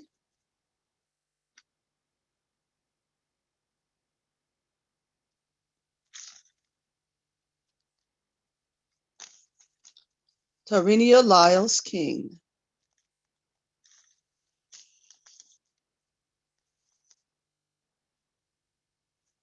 Okay, we'll move on to the next speaker, Louis Tallerini.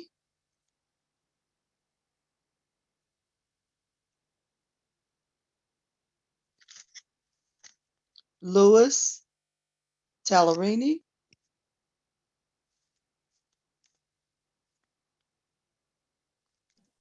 Can you hear me, Madam?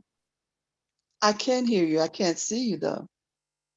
Well, if I could speak without, I'm not sure I know how to operate this, but there you go. I think you can see. Okay, hello. Thank you, Madam Chairwoman.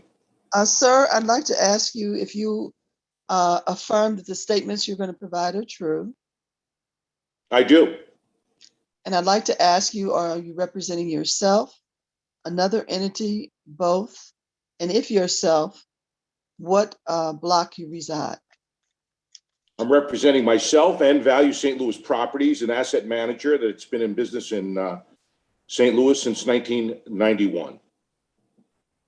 Please proceed. I want to voice my support for everything that several speakers have already reiterated. There's no reason for me to go through these details, but I'll list the speakers: Amos Harris, Les Sturman, Robert Guller, Dan Pistor, Brad Woldrup, Zach McMichael, and Arnold Stricker, and Ken Aston, and Aaron Williams. There's really no reason for me to go into detail. I've witnessed all of these issues that we've seen. I oppose the bills 123 and 124 for all of the reasons that those previous speakers mentioned. So I'm not going to take any more of your time, and I want to thank all of the aldermen and you, Madam Chairwoman, for your patience. This is the third or fourth time I tried to log into this hearing, and I'm glad it's finally happening. So have a great day, and thank you very much. Thank you, sir. Our next speaker is Michael Qualizia.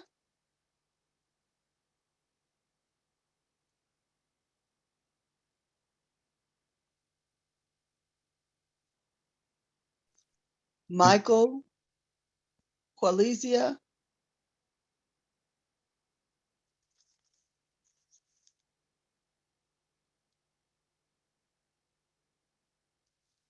Okay, we'll move on to the next speaker, Mike Devereaux. Oh, Yes, Madam Chair. Sir, are you affirming that the statements you're making are true? I am. And could you identify if you're representing yourself, another entity, or both? And if so, what block you reside? I'm representing myself. I'm a property owner and resident at the Edison condominiums at 400 South 14th Street. And I'm here to speak in support of the SID's renewal. I think most of the things that I've had planned to say have already been well said by others. We all know that the city has many challenges with gun violence, traffic safety, homelessness. But the SID, or downtown, is one of 79 neighborhoods in the city. So the city, we know we can't expect the city to do all the things that we would like to have done. And in my view, I've been a resident of the city for over 30 years.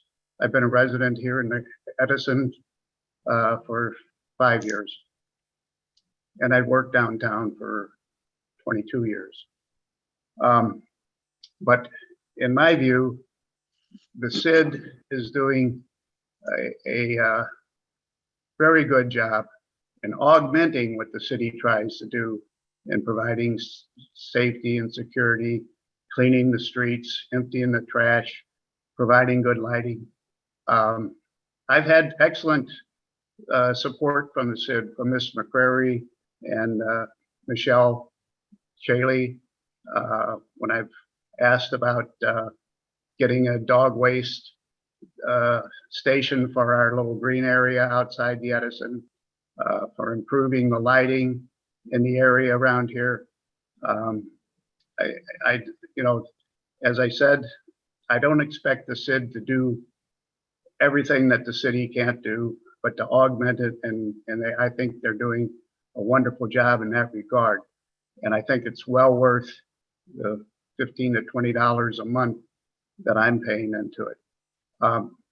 One last thing I'd like to say is, I see from listening to speakers today, both pro and con, most are in support of having a SID downtown.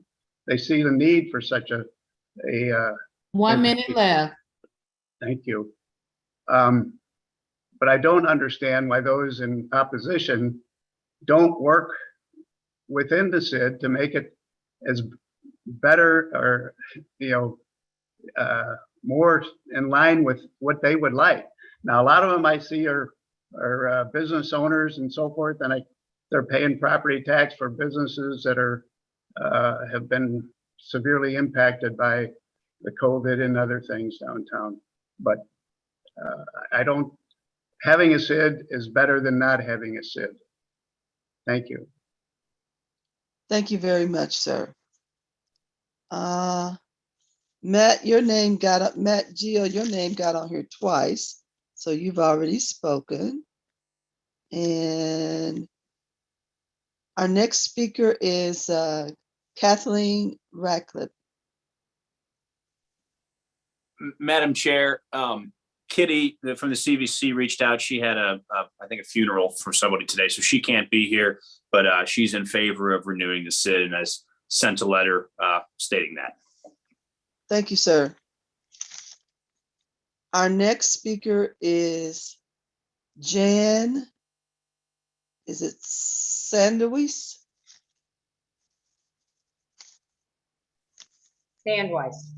Sandweiss, okay. It's simpler than I thought. Okay, thank you. Easy. Do you affirm that the statements you provide will be true? Yes, I do. And could you identify if you're representing yourself, another entity, or both? And if so, what block you reside? I am representing myself as a property owner, building owner who is in favor of the SID. And our building is on Laclede Landing. I own the Raider Place on First Street, which most people know as the old spaghetti factory building. All right, please proceed. Okay. As I said, I am a building owner and I am in favor of the SID. I am also president of the newly formed Laclede's Landing Neighborhood Association. And our community was recently chosen to be a Missouri Main Street organization. Over the last few years, the Landing has worked diligently to transform into a safe and clean community. We have had major infrastructure renovations. We have new lighting, landscaping, signage. Perhaps most importantly, we now have a constant security presence. As the first historic neighborhood on the river, the Landing is becoming the showplace for the city that it should be. The improvements in our community would not have been possible without the collaboration of the new Landing leadership and the downtown SID. Kelly and the SID have responded to our needs in a very timely manner. We have utilized the city's finest, which has made a very positive difference in the safety and perception of the Landing. Our safety concerns are no longer a major issue, thanks to Kelly and the downtown SID. Our landscaping has also been accomplished with substantial support from the downtown SID. The Clean Team has further facilitated the transformation of our community. In short, without the downtown SID, we would not have been able to make the improvements that we have accomplished. The Landing is a showcase for the positive and successful implementation of the SID policies and management. I strongly support Board Bill 123 and 4 and the downtown SID under Kelly McCreary's leadership. Thank you. Thank you very much. Our next speaker is Rob Gibson.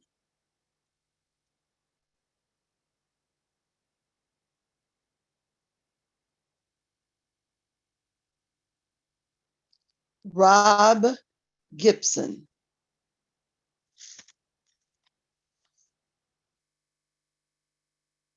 We'll move on to our next speaker, Julie Allen.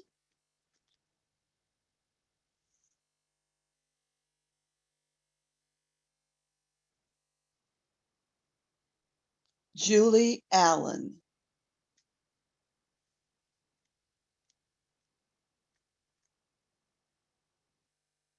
Our next speaker listed is Pete Wagner.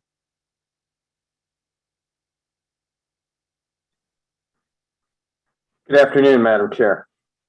Thank you, sir. Do you affirm that the statements you will provide will be true? Yes, ma'am. And could you identify if you're representing yourself, another entity, or both? And if so, what block you reside? I'm representing myself and a veteran-owned small business I owned at Wagner Consulting, and I'm at the 1600 block of Locust Street. All right, sir, please proceed. Okay, thank you, ma'am. Earlier, I submitted written questions to this committee pertaining to Board Bills 123 and 124, which involve, of course, the proposed extension of the legacy CID. And I hope you can resolve, the issues that underlie those questions before you act further. But in the alternative, I ask that the committee consider replacing the failed CID with a new CID that reforms the longstanding problems of governance and decision-making, transparency and accountability, lack of a dedicated and consistent focus on quality of life issues that affect us living and working downtown. A new CID could provide the best opportunity for those of us closest to the challenges within the district to meet those challenges. I also understand that if we're able to move beyond the CID as beyond the mandates of that's going to be imposed upon us by Board Bills 123 and 124, we could have a gap year in the transition. And so I wanted you guys to know that my firm will contribute to a successor CID in order to keep services like the bike patrol and the clean team sustained throughout the gap year. I know the clean team guys are out there in all weather, out there picking things up, and I see them. I walk a lot downtown in doing business and in personal life. So, and that concludes my comments, and thank you all for listening. Thank you, sir. Our next speaker is Nicholas Garcia.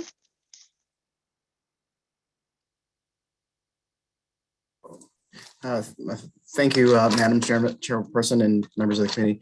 I'm an attorney. Garcia, could I please ask you if the statements you're making will be true? Yes.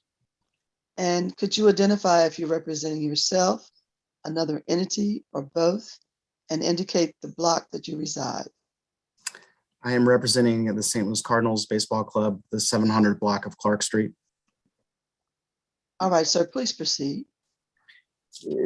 Thank you. I'm an attorney in the management of the St. Louis Cardinals, and I'm also a member of the board of the Downtown St. Louis Community Improvement District under discussion. I've been, Mr. Druid asked me if I were interested in joining about 6 months ago when I started, so I'm one of the newest board members. And I just want to speak to the last 6 months. I know from listening over the last couple hours here that there's a long history of people's interaction with this board, but I want to speak specifically to my observations within the last 6 months. I've had the opportunity to work with a very dedicated board, many of whom, especially the executive committee, you've heard from everybody today. And I've worked closely with Kelly McCrary and her staff. I've heard many things on this call and previously in the media and elsewhere, calling into question the effectiveness of Kelly's leadership. And I just want to say, having worked in St. Louis over 20 years, in fact, working downtown for most of those 20 years, with my first job being on Laclede's Landing back in the late 90s, I can fairly say that Kelly's been one of the most effective leaders I've had the pleasure of working with. As I noted, in the face of many unkind things that are said about her and unfair things and casting blame for problems that are really not even her jurisdiction, I've asked her, how do you handle this? How do you stay poised? And her message has always been, stay focused, stay positive, and let's work harder. And I think one of the reasons we're here today, having collected the signatures necessary to consider Board Bill 123, is because of that hard work and leadership of not only her board, but many people in the community. The budget of the SID is about $3 million, and I understand that there have been some pledges made to replace that should this SID not be renewed. But the effect of not having those funds available would be catastrophic. And in terms of a detriment to security, I've heard personally from security professionals I work with here at Busch Stadium and elsewhere in the community that it would be very tough to recover from that. The gentleman I want to point out, and if you can see Kelly McCrary's in the boxes, the gentlemen of the clean team, they're so dedicated that they're sitting patiently in the back, listening through and supporting Kelly. So I just wanted to just give that perspective of somebody new. Is there has been a call for change, and we are in the process of making that change. And Kelly's been an excellent leader and will be poised to do so. And one quick final comment, just to the folks that have been concerned about renewing for 20 years and having no input. I would counter by saying that there is input. There's board that's composed of members of the Board of Aldermen and members of the community. So there will be a process for constant input within that time period. It's just ineffective to have to go through a very difficult and troublesome process for over 20 years. Thank you. Thank you very much, sir. So that's the end of the list that I have. Madam Clerk, do you have any additional?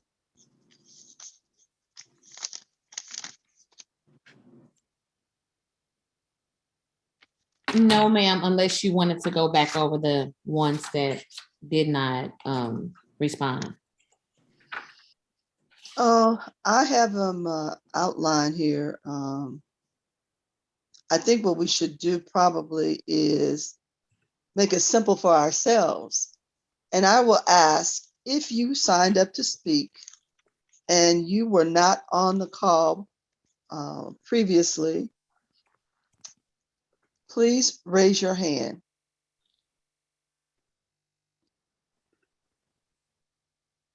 and use the raise your hand indicator on your Zoom so that we can capture you.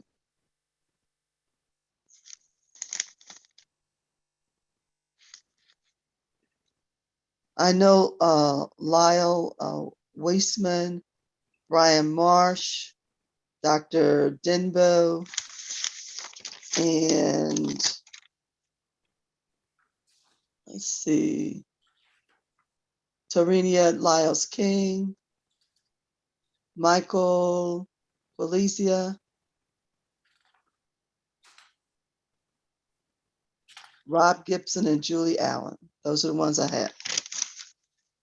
Do you see any hands up? I don't. I see. Madam Chair, Kelly McCrary has her hand up. I know as part of our presentation, we had some No, members I of the meant as clean far as, team. yeah, Yeah.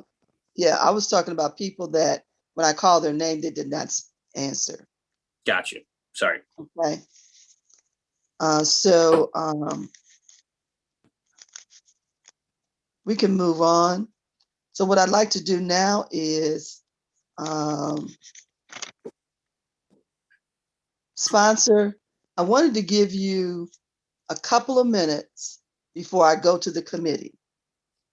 So if you had any other statements that you'd like to provide or information that we needed to know before committee ask questions.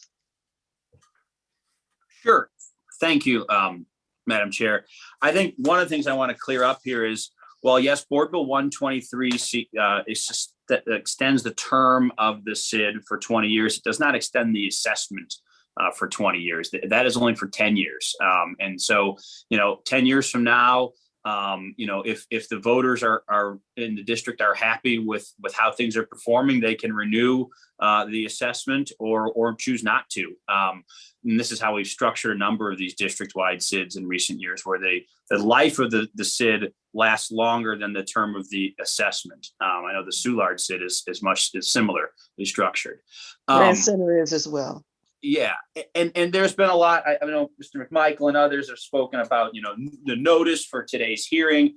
Frankly, that's already been in front of Judge Moriarty, and she's ruled against them on that. I mean, I think it's interesting that we're hearing from so many folks that say we want to work together on this, where I can tell you as a member of the SID board and working closely with the SID over the years, there's been so many efforts to try to get to the table and work out a compromise with the folks that are opposed to this effort. And frankly, the goalposts keep moving.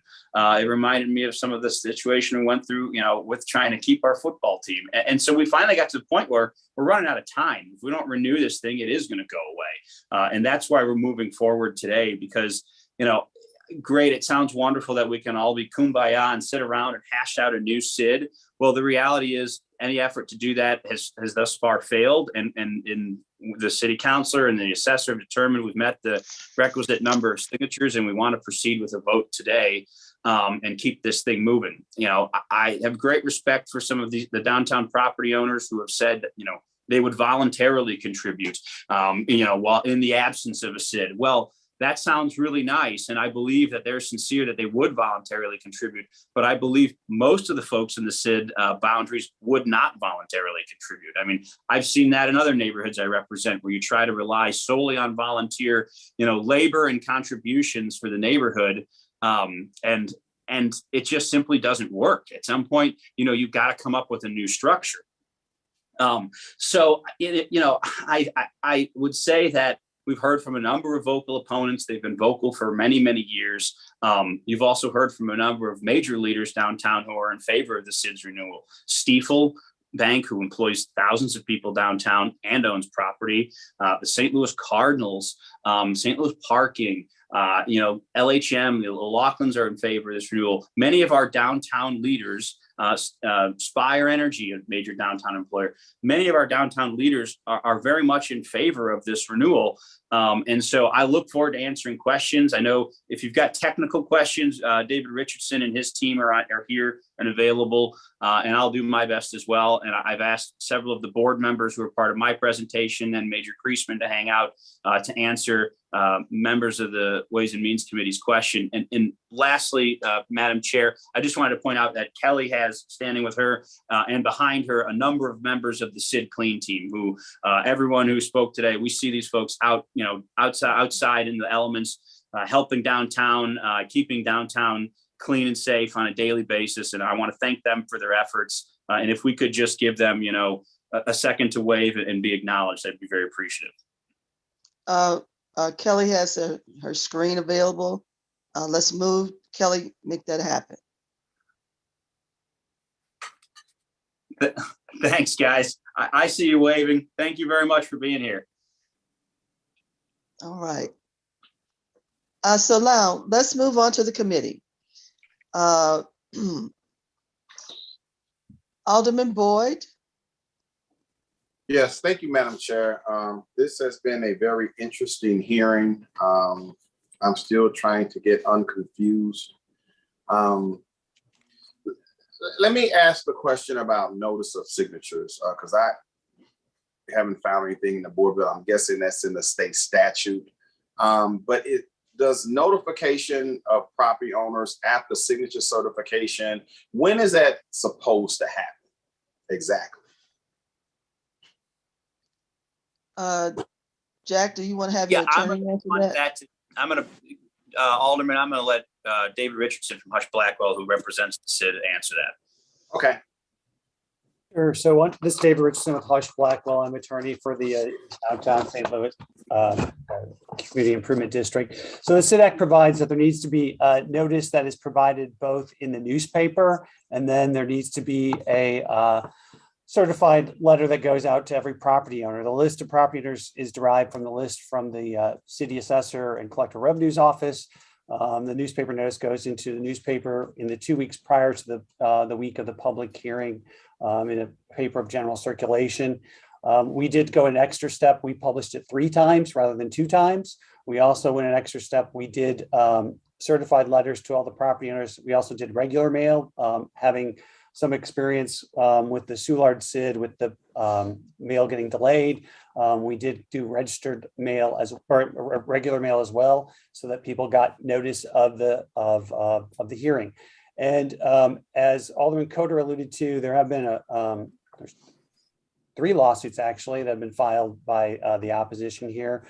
And in 2 of those, Judge Moriarty has ruled against them. One was on the notice issue, and the argument that Mr. McMichael made was made to Judge Moriarty, and she rejected that argument and denied their request for a temporary restraining order. She acknowledged that notice had been sent. And again, she ruled that after careful review of the record before the court and upon hearing the arguments of counsel, the court finds that Stricker, who is the plaintiff, has not demonstrated a threat of irreparable harm that he will face absent an injunction. So she denied a temporary restraining order. And we did provide a copy of that order to the clerk. So you all should have that order. Now, David, I'm just kind of curious as to,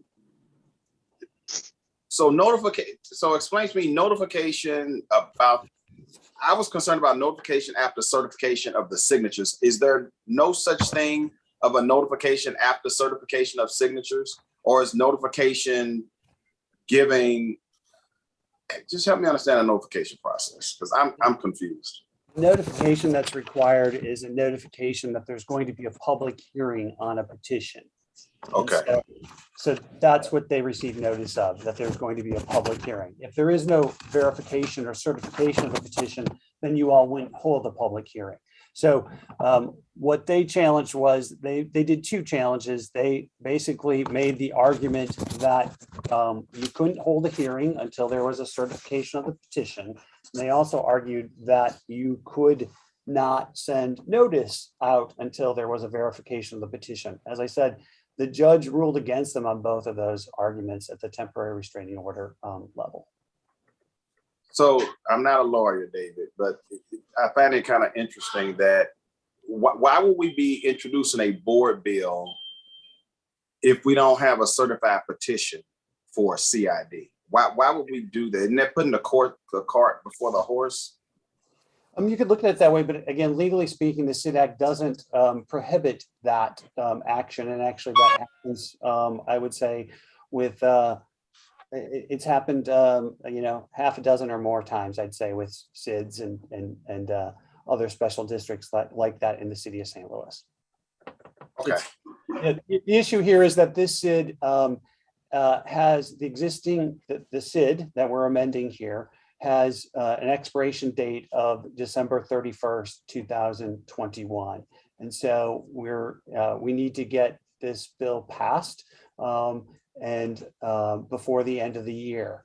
And so the opposition here has done everything they can to try to delay that process through filing lawsuits and other baseless challenges to the petition, such that they're wanting to run out the clock here. So, but legally speaking, there is nothing in the SID Act. The SID Act says that the notice needs to go out at least 15 days before the public hearing. There's nothing that says the Board of Aldermen can't set a public hearing until after there's a verification of the petition. And again, Judge Moriarty heard their argument on that and denied it.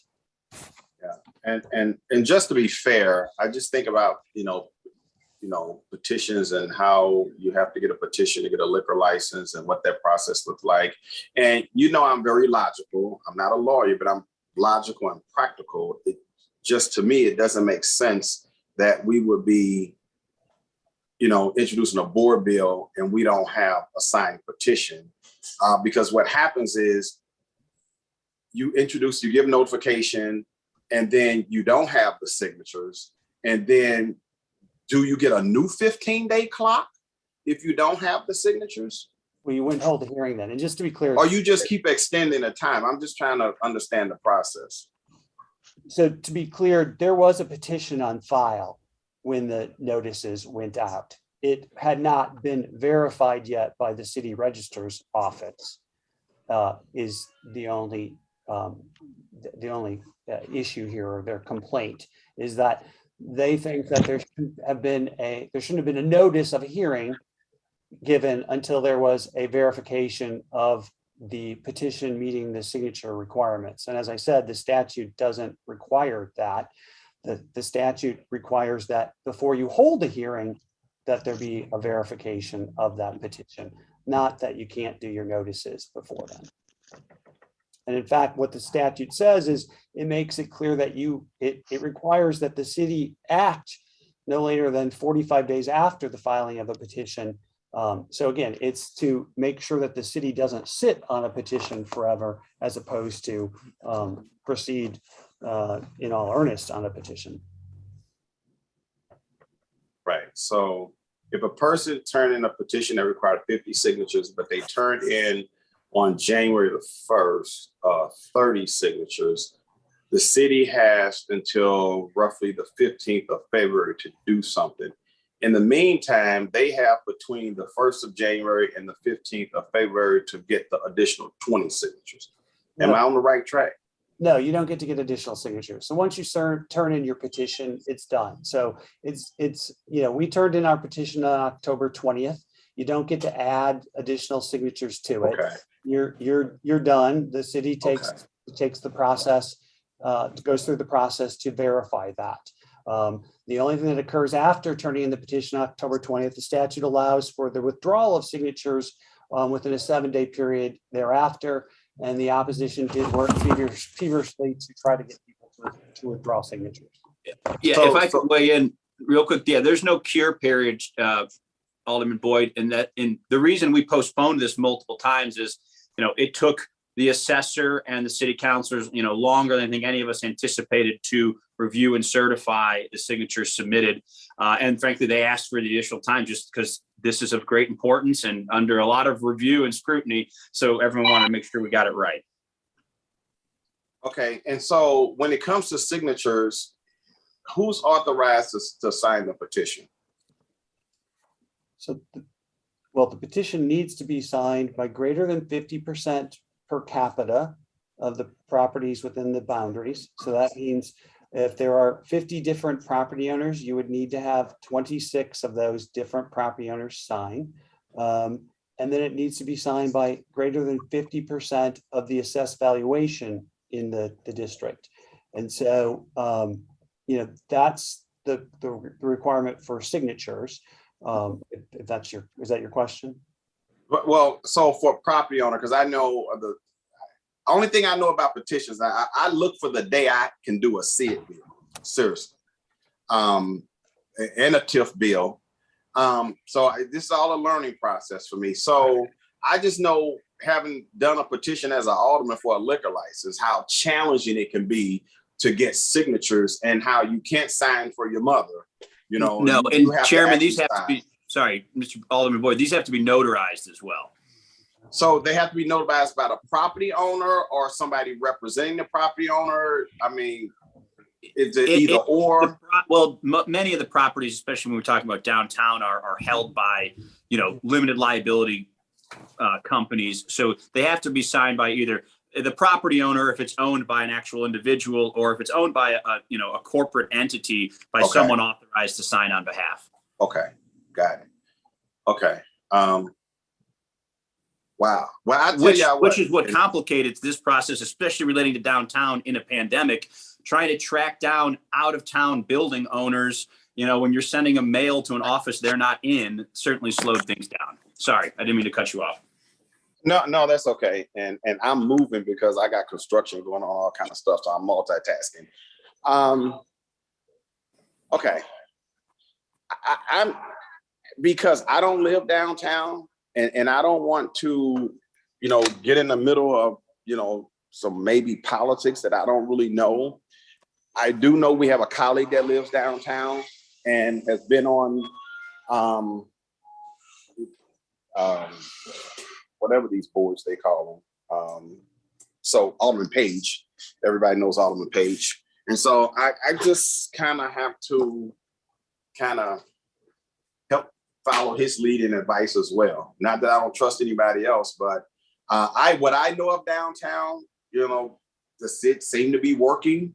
But I know after 20 years, people can find themselves not in harmony with the current structure of the SID or the organization. And sometimes change is necessary. And I'm only speaking about Board Bill 123. I want to probably ask more questions about 124. I don't like to mix bills. I like to kind of stay focused because then I'll start confusing or hearing confusion about what somebody said with one bill versus another bill. So I think Dave kind of cleared up and you've cleared up, Alderman Coder, some of the questions and concerns that I had. So we'll move on. Thank you.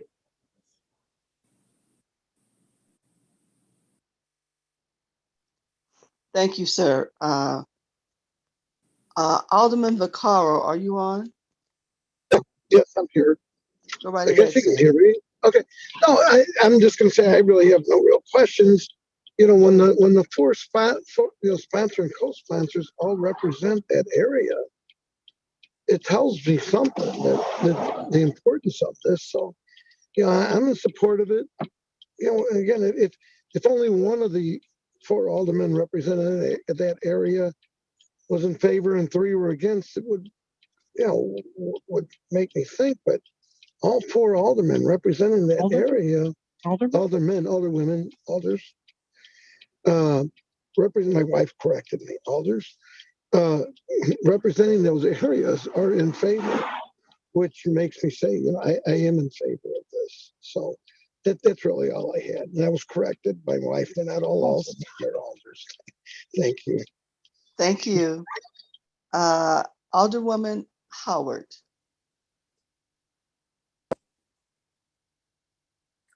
Good afternoon. I guess the only, and I was listening, but I got distracted. You started this a while back, Alderman Kotar, is that correct? I mean, collecting these signatures and so forth. Yeah, I'll defer to David to tell us the exact date we actually started the signature collection process. It's been going on for, I want to say, close to a year, maybe more. Yeah, July 2020, but again, it took longer because of other COVID and, you know, difficult to get notaries and live people signatures. Yep. Okay, I guess that my question is, you know, people are saying, as you mentioned, and they attested to that, they would be willing to support this without any, you know, a SID. But I know in our little SID here on Gravois, you know, that's easily said that people are going to do this or going to do that. And, you know, if you don't pay somebody and you don't have the resources to do it, it doesn't get done on a regular basis.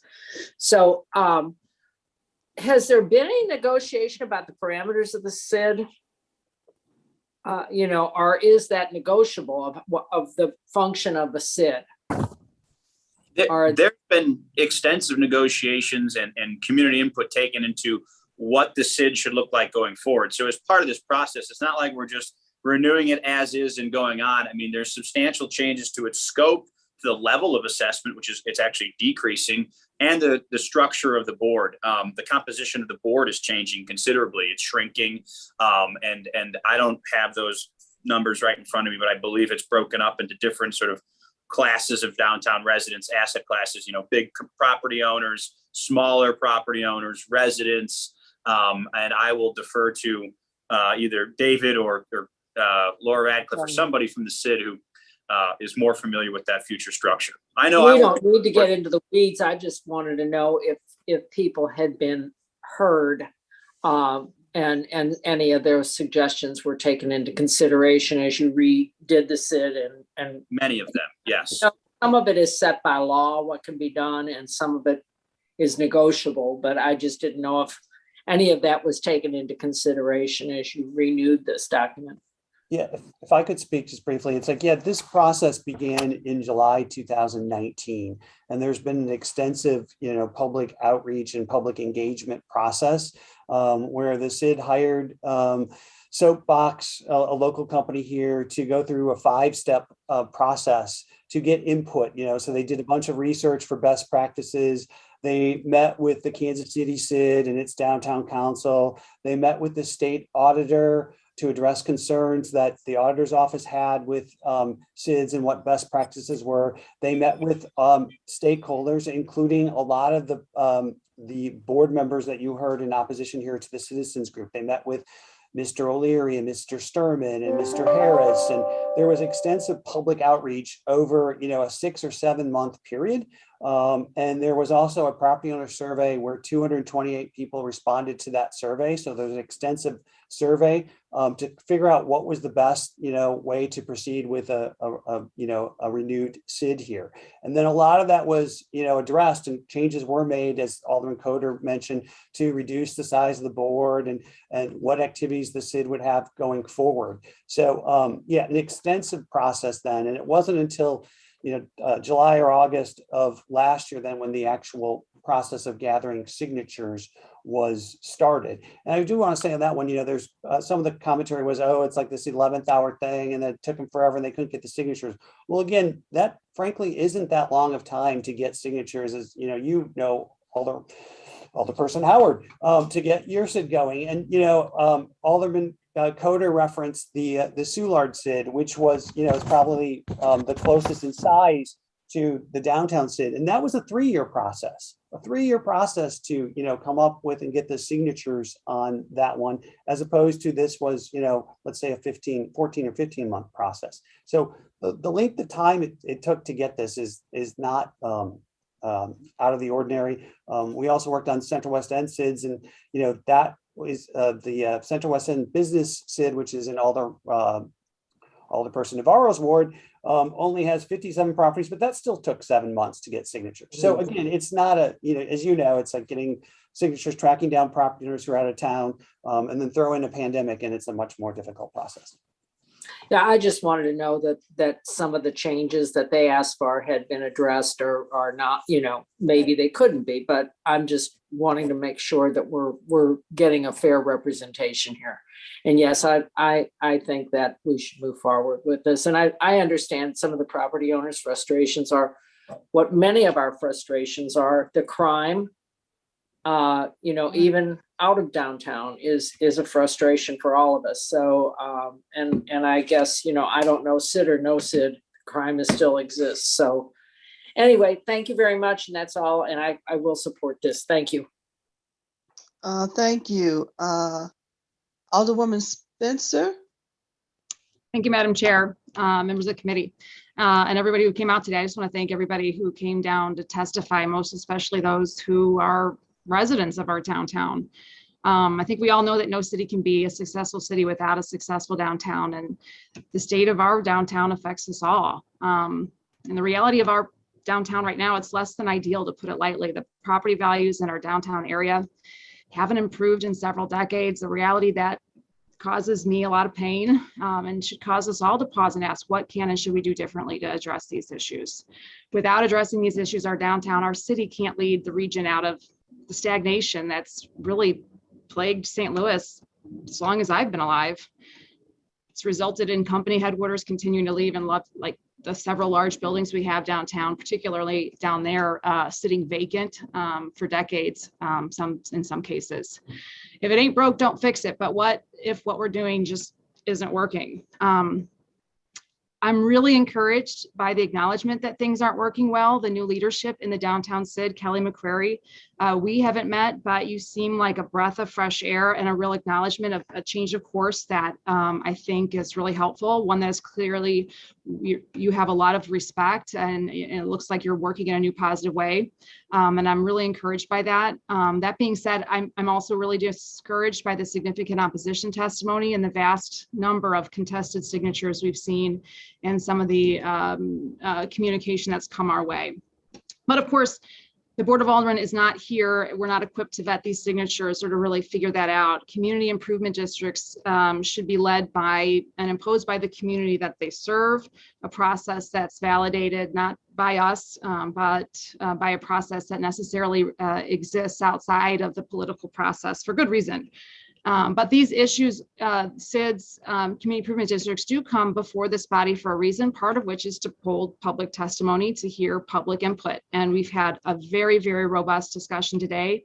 I want to thank everybody for coming down, for sticking around, because your input, your testimony, and what we've said here, it's clear to me that the committee members are listening, and this will make a difference in the outcome of the issue. So I just wanted to say that I really appreciate everybody coming down today. That's all I have, Madam Chair. Thank you. Thank you. Alderwoman Boyd. I have no questions or comments. Everybody previous to me made those. Thank you. Thank you. Alderman Muhammad.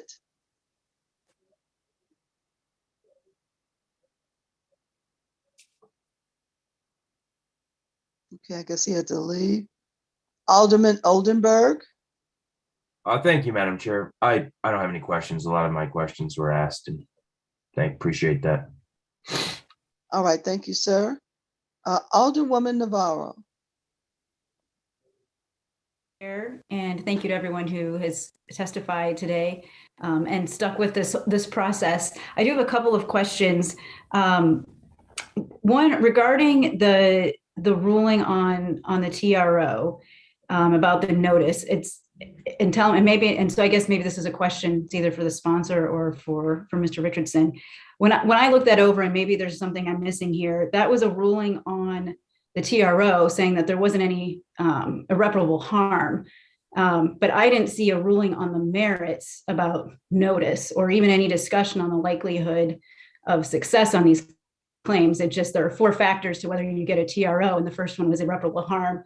There wasn't any of that, and so the judge, made her order on that. Is there some other order that you can point to that rules on the merits of the notice claims? No, she ultimately goes on the irreparable. Judge Moriarty ruled on the irreparable harm, but if you look at the order, she does recognize that they did make that argument both on the ability to have a hearing before verification of the petition, as well as the notice aspect of it as well. Okay, thank you. That's what I thought. I read it, and yes, she laid out that those were their arguments and determined that there wasn't irreparable harm. But I guess I'm still curious. So that was just the TRO. So there will still at some point be a final hearing on the merits of the case, correct? Yes, if they continue with it, yes. Yes. Okay.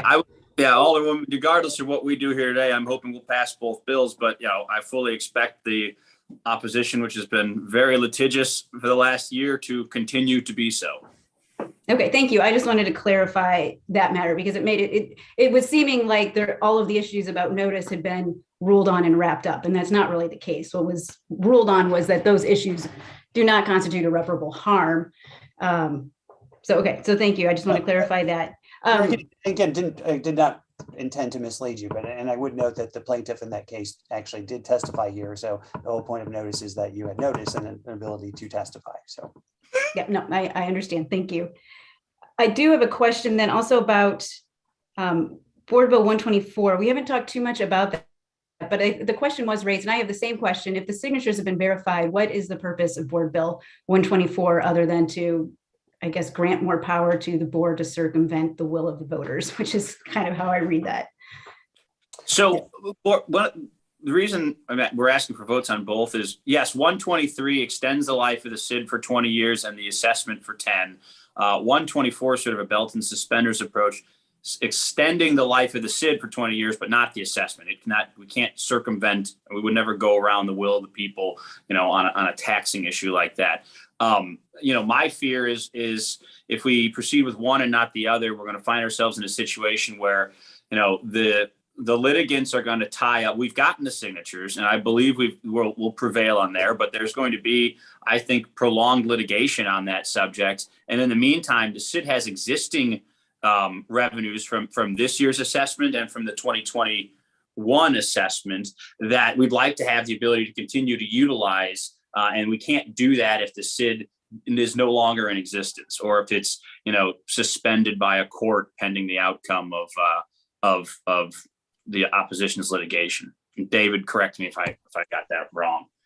Yeah, that is all exactly correct. It's a belt and suspenders, but again, yes, we're worried about the existing SID special assessment and the money that the SID has if they challenge 123 and what would happen to that. I would also like to say that Mr. Sturman testified that the SID did this kind of last minute effort and an 11th hour to get that legislation passed to allow for an amendment of the term, and said that was the SID's attorneys or the SID, and that's patently false. And in the materials that you received, there is an affidavit from Kelly McCrary as well as myself that states that the downtown SID did not have anything to do with the passage of or drafting of or crafting of whatever Mr. Sturman wants to say of that, or lobbying of that legislation.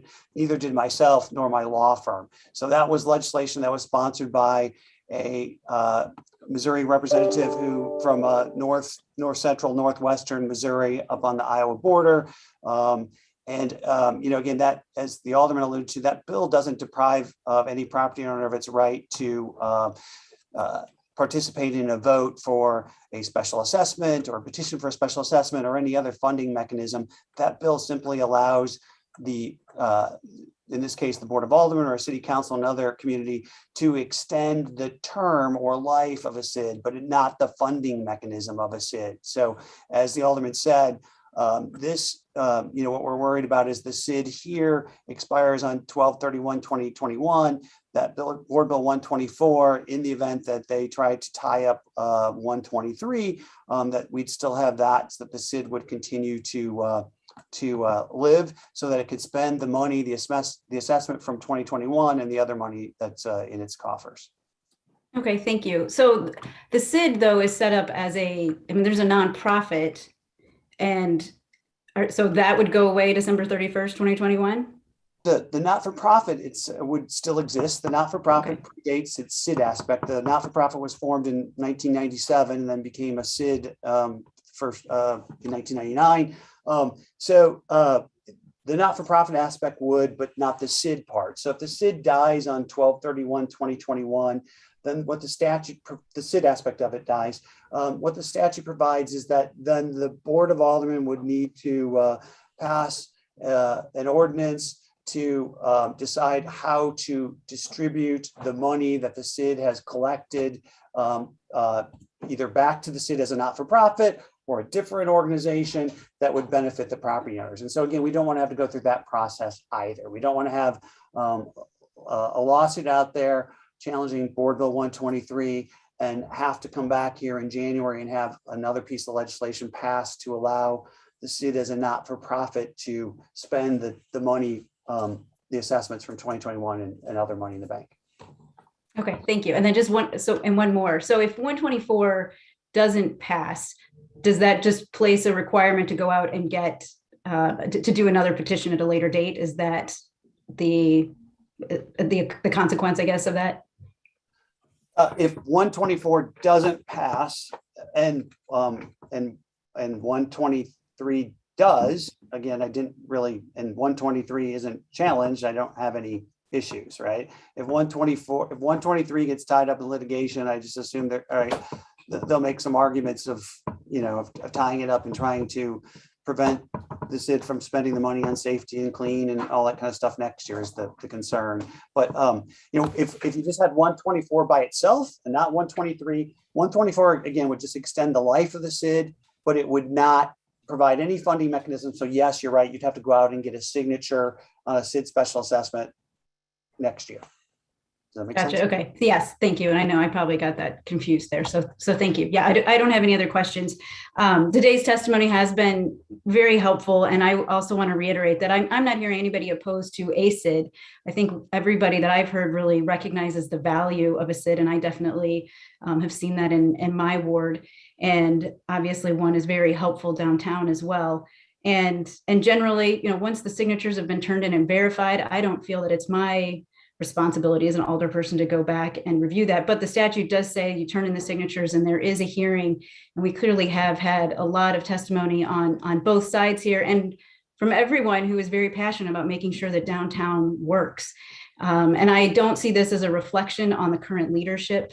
This discussion, I know there's been a lot of support for many of the programs, and I want to echo that. And I appreciate everything that we've heard today. It's been very helpful. I don't have any other questions. Thank you. Alderwoman Middlebrook.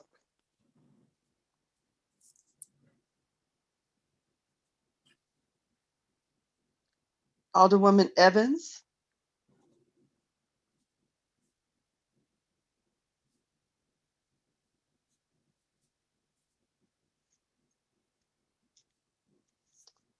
Okay, so I just had a couple of comments for myself.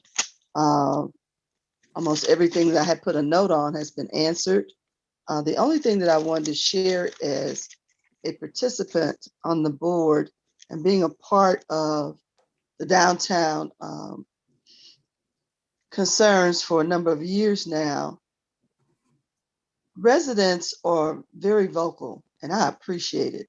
As most of them know, I will share with them, hold us accountable. They do. The SID itself has gone through many changes. We've all had the concerns. The process that Attorney Richardson shared with you on the opportunity for engagement and outreach and input from all who wanted to share it, I did attend most of those, and I thought it was very, very well done. I saw many residents. I saw property owners, small business owners, and they gave their input. And that's why we are where we are today, where the SID was separated from Downtown Inc. because it looked like a bloated organization. The budget is smaller, the budget is going to get smaller and provide more services. And they also have a planning document that there was a lot of input from many people on how to move forward. There's no reason why we can't go back and review it if necessary and see if we wanted to add something. But as a whole, I know what I've seen and I've been a part of, and it's been inclusion on every level. So with that, I want to go back to the sponsor of the bill for you to close. Thank you, Madam Chair, and thanks everybody for their patience. Yeah, I think, I would certainly ask, all of you to vote in favor of 123 and 124, knowing that, look, this is probably, we're going to probably be hearing about this and reading about this in the news for a while as litigation continues. But I think it's vitally important that, Kelly and her SID team have the resources they need to help downtown. And, the last year, 18 months has been very challenging downtown, as it's been in many of our neighborhoods. And by no means, is this SID a cure-all for our problems downtown? It's a supplement to city services. It helps with some extra policing. It helps with trash service. It helps with infrastructure. It helps with beautification, but it doesn't do it alone. It relies, we need city funding. We need city resources to have a vibrant downtown as well. And I just frankly don't think it's fair to blame all of downtown's woes on this existing SID. I think in the last couple of years, this SID has done a lot of reflecting and reformed itself. And that's reflected in the petition in front of you today, a streamlined SID, working hard at the things it was good at and not doing as many of the things it wasn't as good at, which was marketing and some economic development. We can leave that for other entities.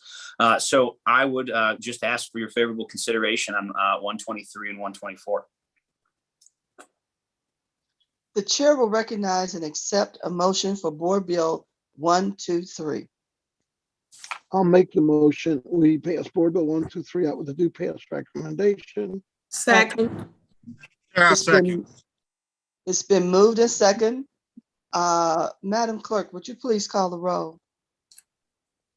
Alderman Boyd. Alderman Vaccaro. Aye. Alderwoman Howard. Aye. Alderwoman Spencer. No. Alderwoman Boyd. Aye. Alderman Muhammad. Aye. Alderman Oldenburg. Aye. Alderwoman Navarro. No. Alderwoman Middlebrook. Alderwoman Evans. Chairwoman Davis. Aye. Alderman Boyd. Aye. Alderwoman Middlebrook. Alderwoman Evans. 7 aye votes and 2 no votes. Thank you. You have sustained the motion for approval with a due pass recommendation of Board Bill 123. The chair will now entertain a motion for Board Bill 124. I'll make the motion for Board Bill 124 as a due pass. Madam Chair, can we have some, so I was concentrating on 123. I know there was a lot of conversation about kind of both, but I have some questions about 124, and I'm not prepared to vote on that until I ask those questions. I will ask for discussion after the motion has been placed. Okay. All right. So did I hear a motion? Madam Chair, I second the motion by the Alderman from the 23rd. It's been moved and second. Any further discussion? Alderman Boyd? Yes. Alderman Coder, I just want to clearly understand the language. It seems like the bill is simple, but there's some language about they're able to, I guess, renew after the 20 years expired, the SID within itself is able to renew, the board is able to renew the SID for another 20 years, almost like in perpetuity. Is that kind of how I read that language? No, we renew it. David, correct me if I'm wrong here, but we're renewing it for a term of 20 years, but it's not then self-perpetuating. It would have to come back for reauthorization either to the property owners for any sort of continued assessment. And under this law, now you can come to the legislative body for renewal of the SID, just not the tax or the assessment. Correct. But it doesn't self-perpetuate after the 20 years. So what is the difference? Now they come before both the assessment and the renewal of it. And I mean, explain the difference. What are we changing here with 124 that we haven't done before? Well, it's just the law is new. I mean, so basically we went through a whole signature gathering process for basically 2 signatures from every property. One for the renewal of the assessment and one for the renewal of the SID. So it was basically 2 petitions. And really, after we had already started that process, this law came into existence that allows the renewal of the SID, not the renewal of the assessment, just the renewal of the SID through the act of a legislative body. But isn't that what we're doing now? We're renewing the SID. As a legislative body. Yes, correct. So what is the real change? I'm confused. The state statute, what is the change in the state statute? Previously, you just couldn't do that before. You couldn't, the legislative body without a petition couldn't renew the life of a SID. Okay, gotcha. So why wouldn't we want to go back and get a petition in order to renew the SID? Well, why would we not want to do that? We did that. We have that in 123. Exactly. But if we pass 124, we never have to do 123 again, right? No, you'll still have to come back for any future assessment. The voters in the district, the residents and the property owners in the district still have to come back for any sort of extension of the tax beyond 10 years. And how do they do that? Through the same process we just went through a petition process. But you just said they don't have to do a petition process. They do for the tax. They don't for the actual body, the SID, to continue to exist. Okay. So, right. So, okay, I got you. Now I'm clear. So the board would have the authority to continue the SID without going back to the property owners. Is that right?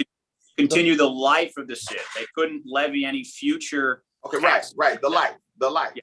But what if the majority of the property owners don't want to continue the SID? After 10 years, then they'll stop. They won't fund it. So Alderman, I was just going to say the life of the SID would continue, Alderman, but it would have no funding mechanism. It would have no purpose without funding, right? So what the law did is it just said that a municipality may adopt an ordinance to extend the term of the existence of a district after holding a public hearing on the proposed extension. And the municipality can do that now without having a petition. But as Alderman Coder said, in Board Bill 123, we have a petition where we got the greater than 50% assessed valuation per capita to extend our life as well as for 20 years and to extend our funding mechanism, which in this case is a special assessment. Other SIDs are property taxes, others are sales taxes. So that's 123.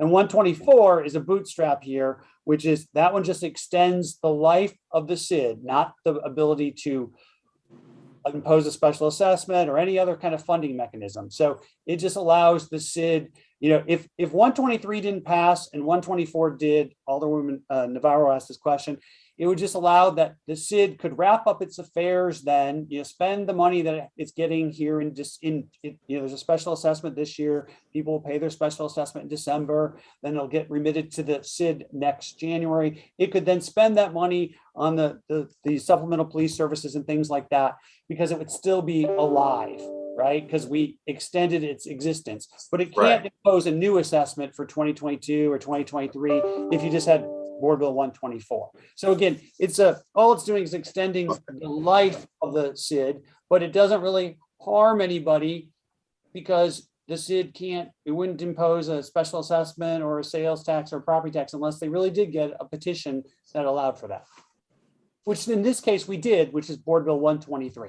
And again, the only reason we're asking for Board Bill 124 is because of the litigation and the numerous grenades that have been lobbed at this process, that in an abundance of caution, and frankly, because Mr. Sturman is the one who raised this bill this legislation in the first place, that we are, pursuing Board Bill 124. But all this stuff that's been going on for the past 2 years is part of public discourse, right? It's everybody being involved in the process. And so why do we need a end round? Why can't we just continue to do this process every 20 years or whatever, the same way we've been doing it? And that's what we are. We're going to continue. So 20 years from now, I hope, no offense, I hope I'm not still here, but 20 years or 19 years from now, if things are going well, I suspect there will be some effort to renew the SID again.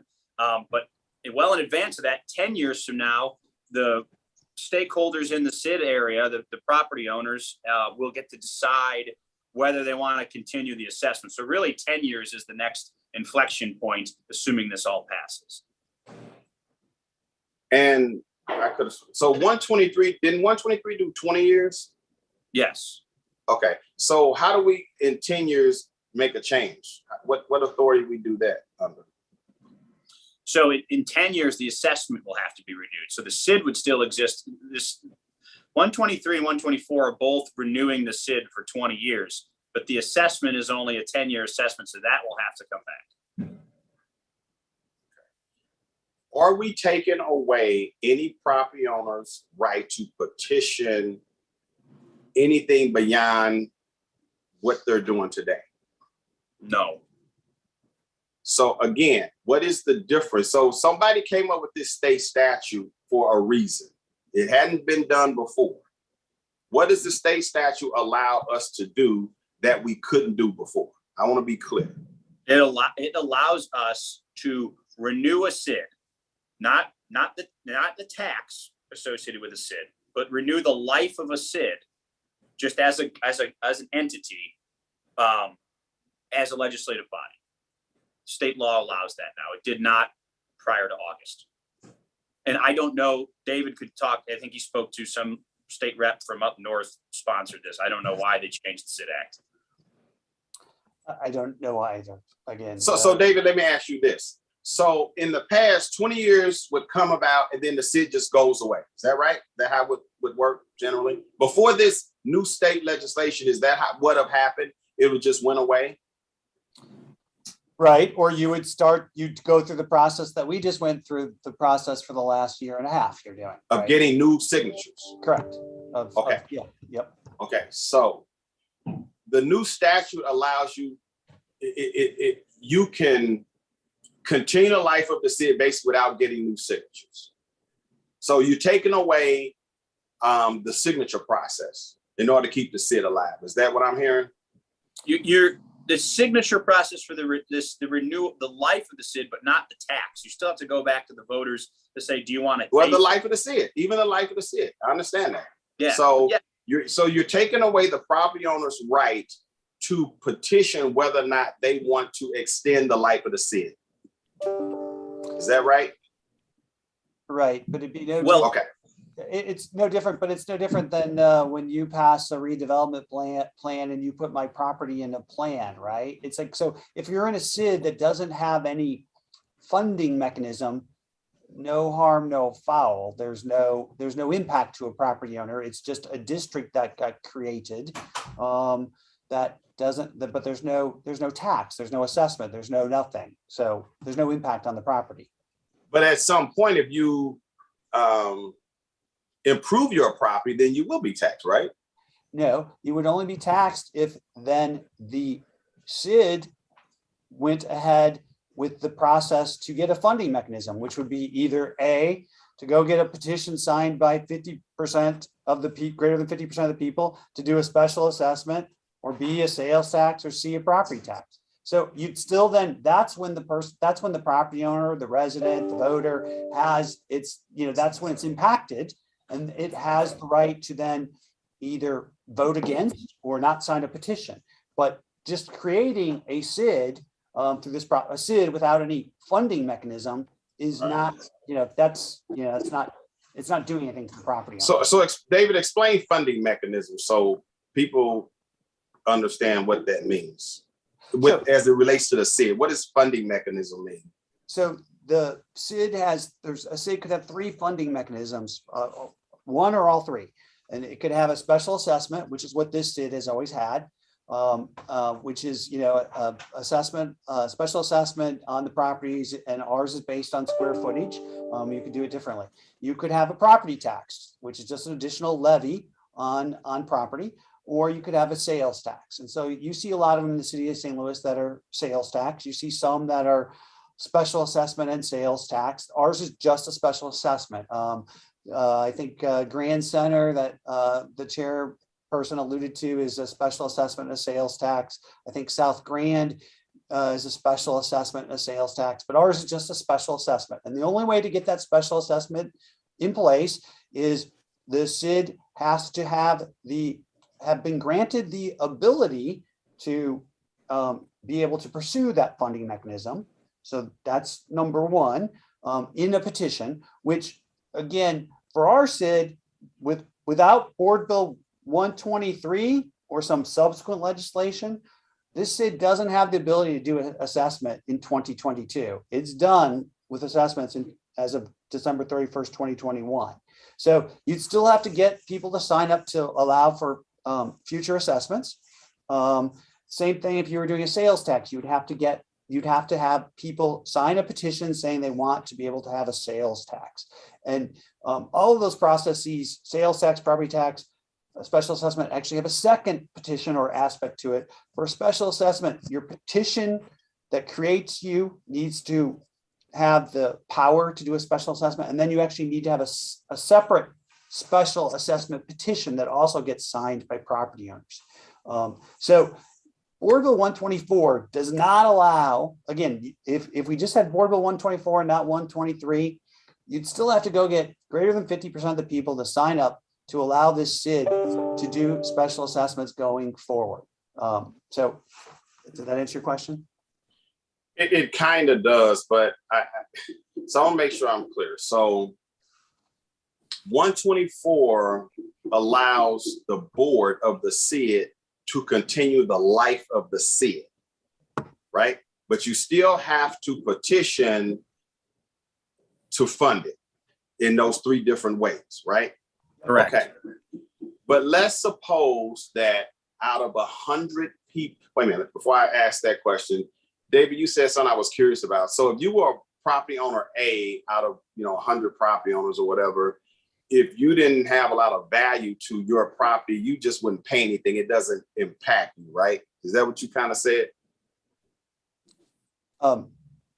If you just did 124, it's not going to impact you at all because there's no funding. There's no. But you gave an example. Maybe I missed some. You gave an example of one particular property owner. It wouldn't have an impact on you. What were you saying? I think I was trying to say that if just with 124, just extending the life of this SID, it doesn't impact you because there's no new special assessment without Board Bill 123 or a future board bill and petition.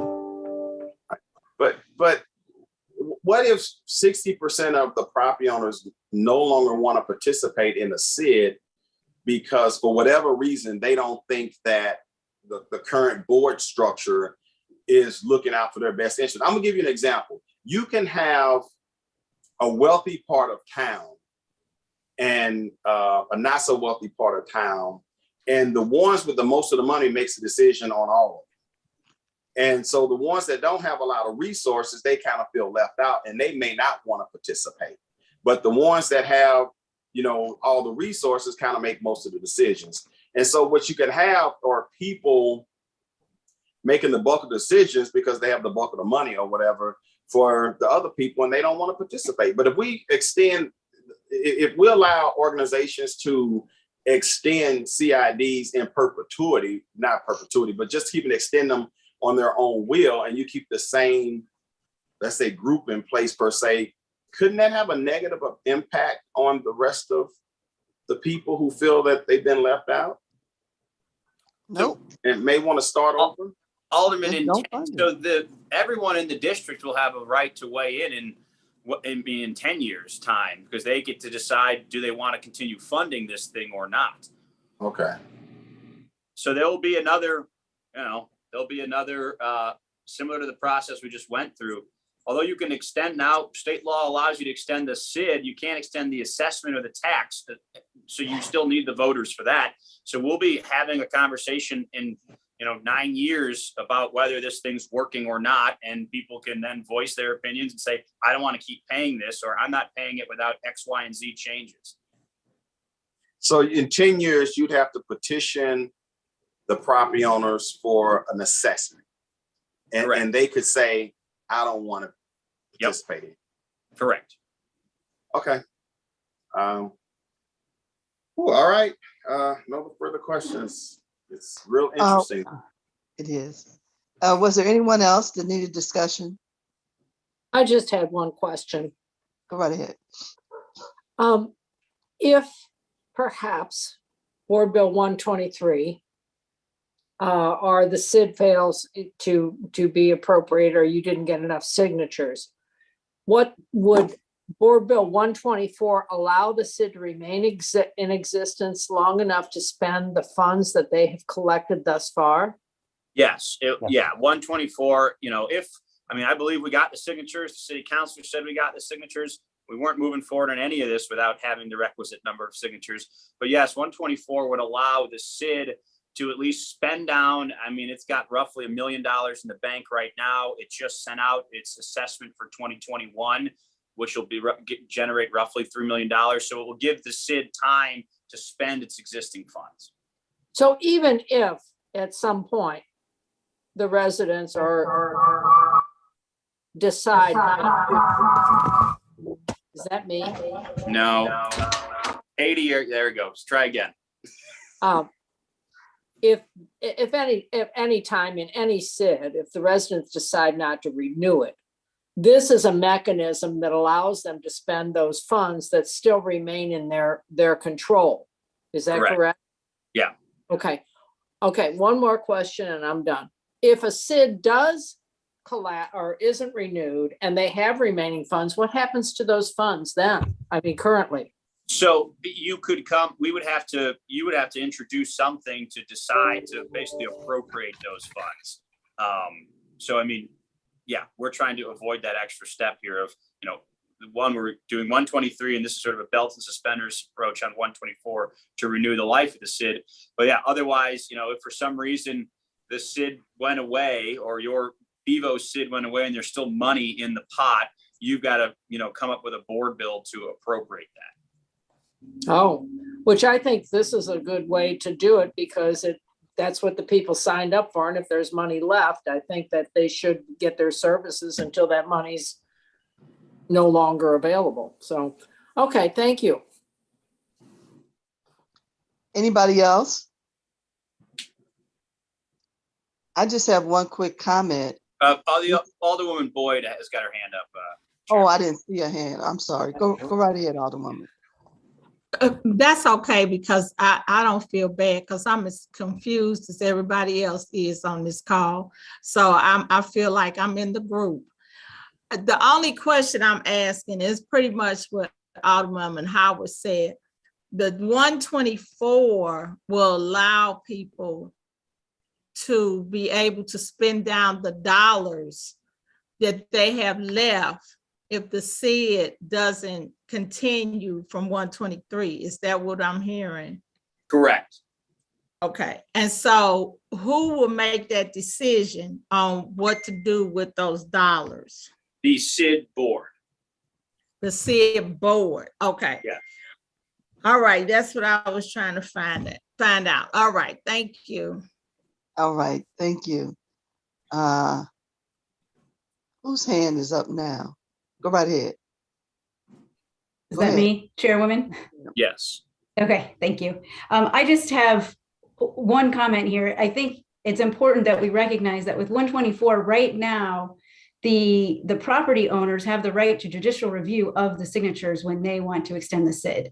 And what 124 does is essentially takes that away, because now they can now they have this other route to extend the SID without getting those signatures and without judicial review. And that to me is why I can't vote yes for this. Thank you. Okay. So you know how I am about simplicity. The simplicity part of this board bill is that it's a good bill because you can just starve the SID that you're no longer interested in. And this board bill 124 allows you to not fund it. So it could be a SID. It could sit there off for 100 years. But if the residents decide they don't want to fund it, that's it. So that's what this board bill does. I like it. And Madam Clerk, please call the roll. Alderman Boyd.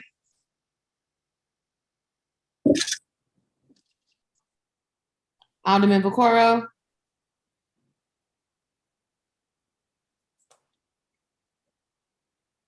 Alderwoman Howard. Aye. Alderwoman Spencer. Alderwoman Boyd. Aye. Alderman Muhammad, Aye. Alderman Oldenburg, Aye. Alderwoman Navarro, No. Alderwoman Middlebrook, Alderwoman Evans, Chairwoman Davis, Aye. Alderman Boyd, Present. Alderman Vaccaro, Aye. Alderwoman Did you Spencer, get there? No, can you hear me? It didn't go. I'm no. Did you get my vote? I did. That's an aye vote for Alderman Vaccaro and a no vote for Alderwoman Spencer. Thank you. No problem. Alderwoman Middlebrook, Alderwoman Evans, 6 aye votes, 2 no votes, and 1 voted present. So you've sustained the motion to approve Board Bill number 124 with a due pass recommendation, and I thank you for that. We have nothing listed for committee discussion. Is there anyone who has any announcements that they need to make?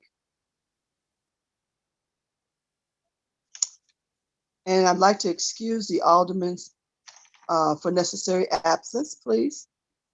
Make note of that, Madam Clerk. So noted.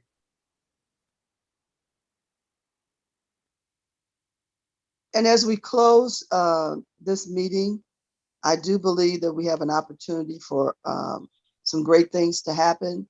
And we are all going to continue to work towards the betterment of our city as we all have been doing. And most of us have known each other for years. And I don't see any reason why we can't come together on this. So I move to adjourn this meeting. So moved. All right. Now it doesn't require a second. So thank you, everyone, most especially the public, for weighing in. Have a blessed evening.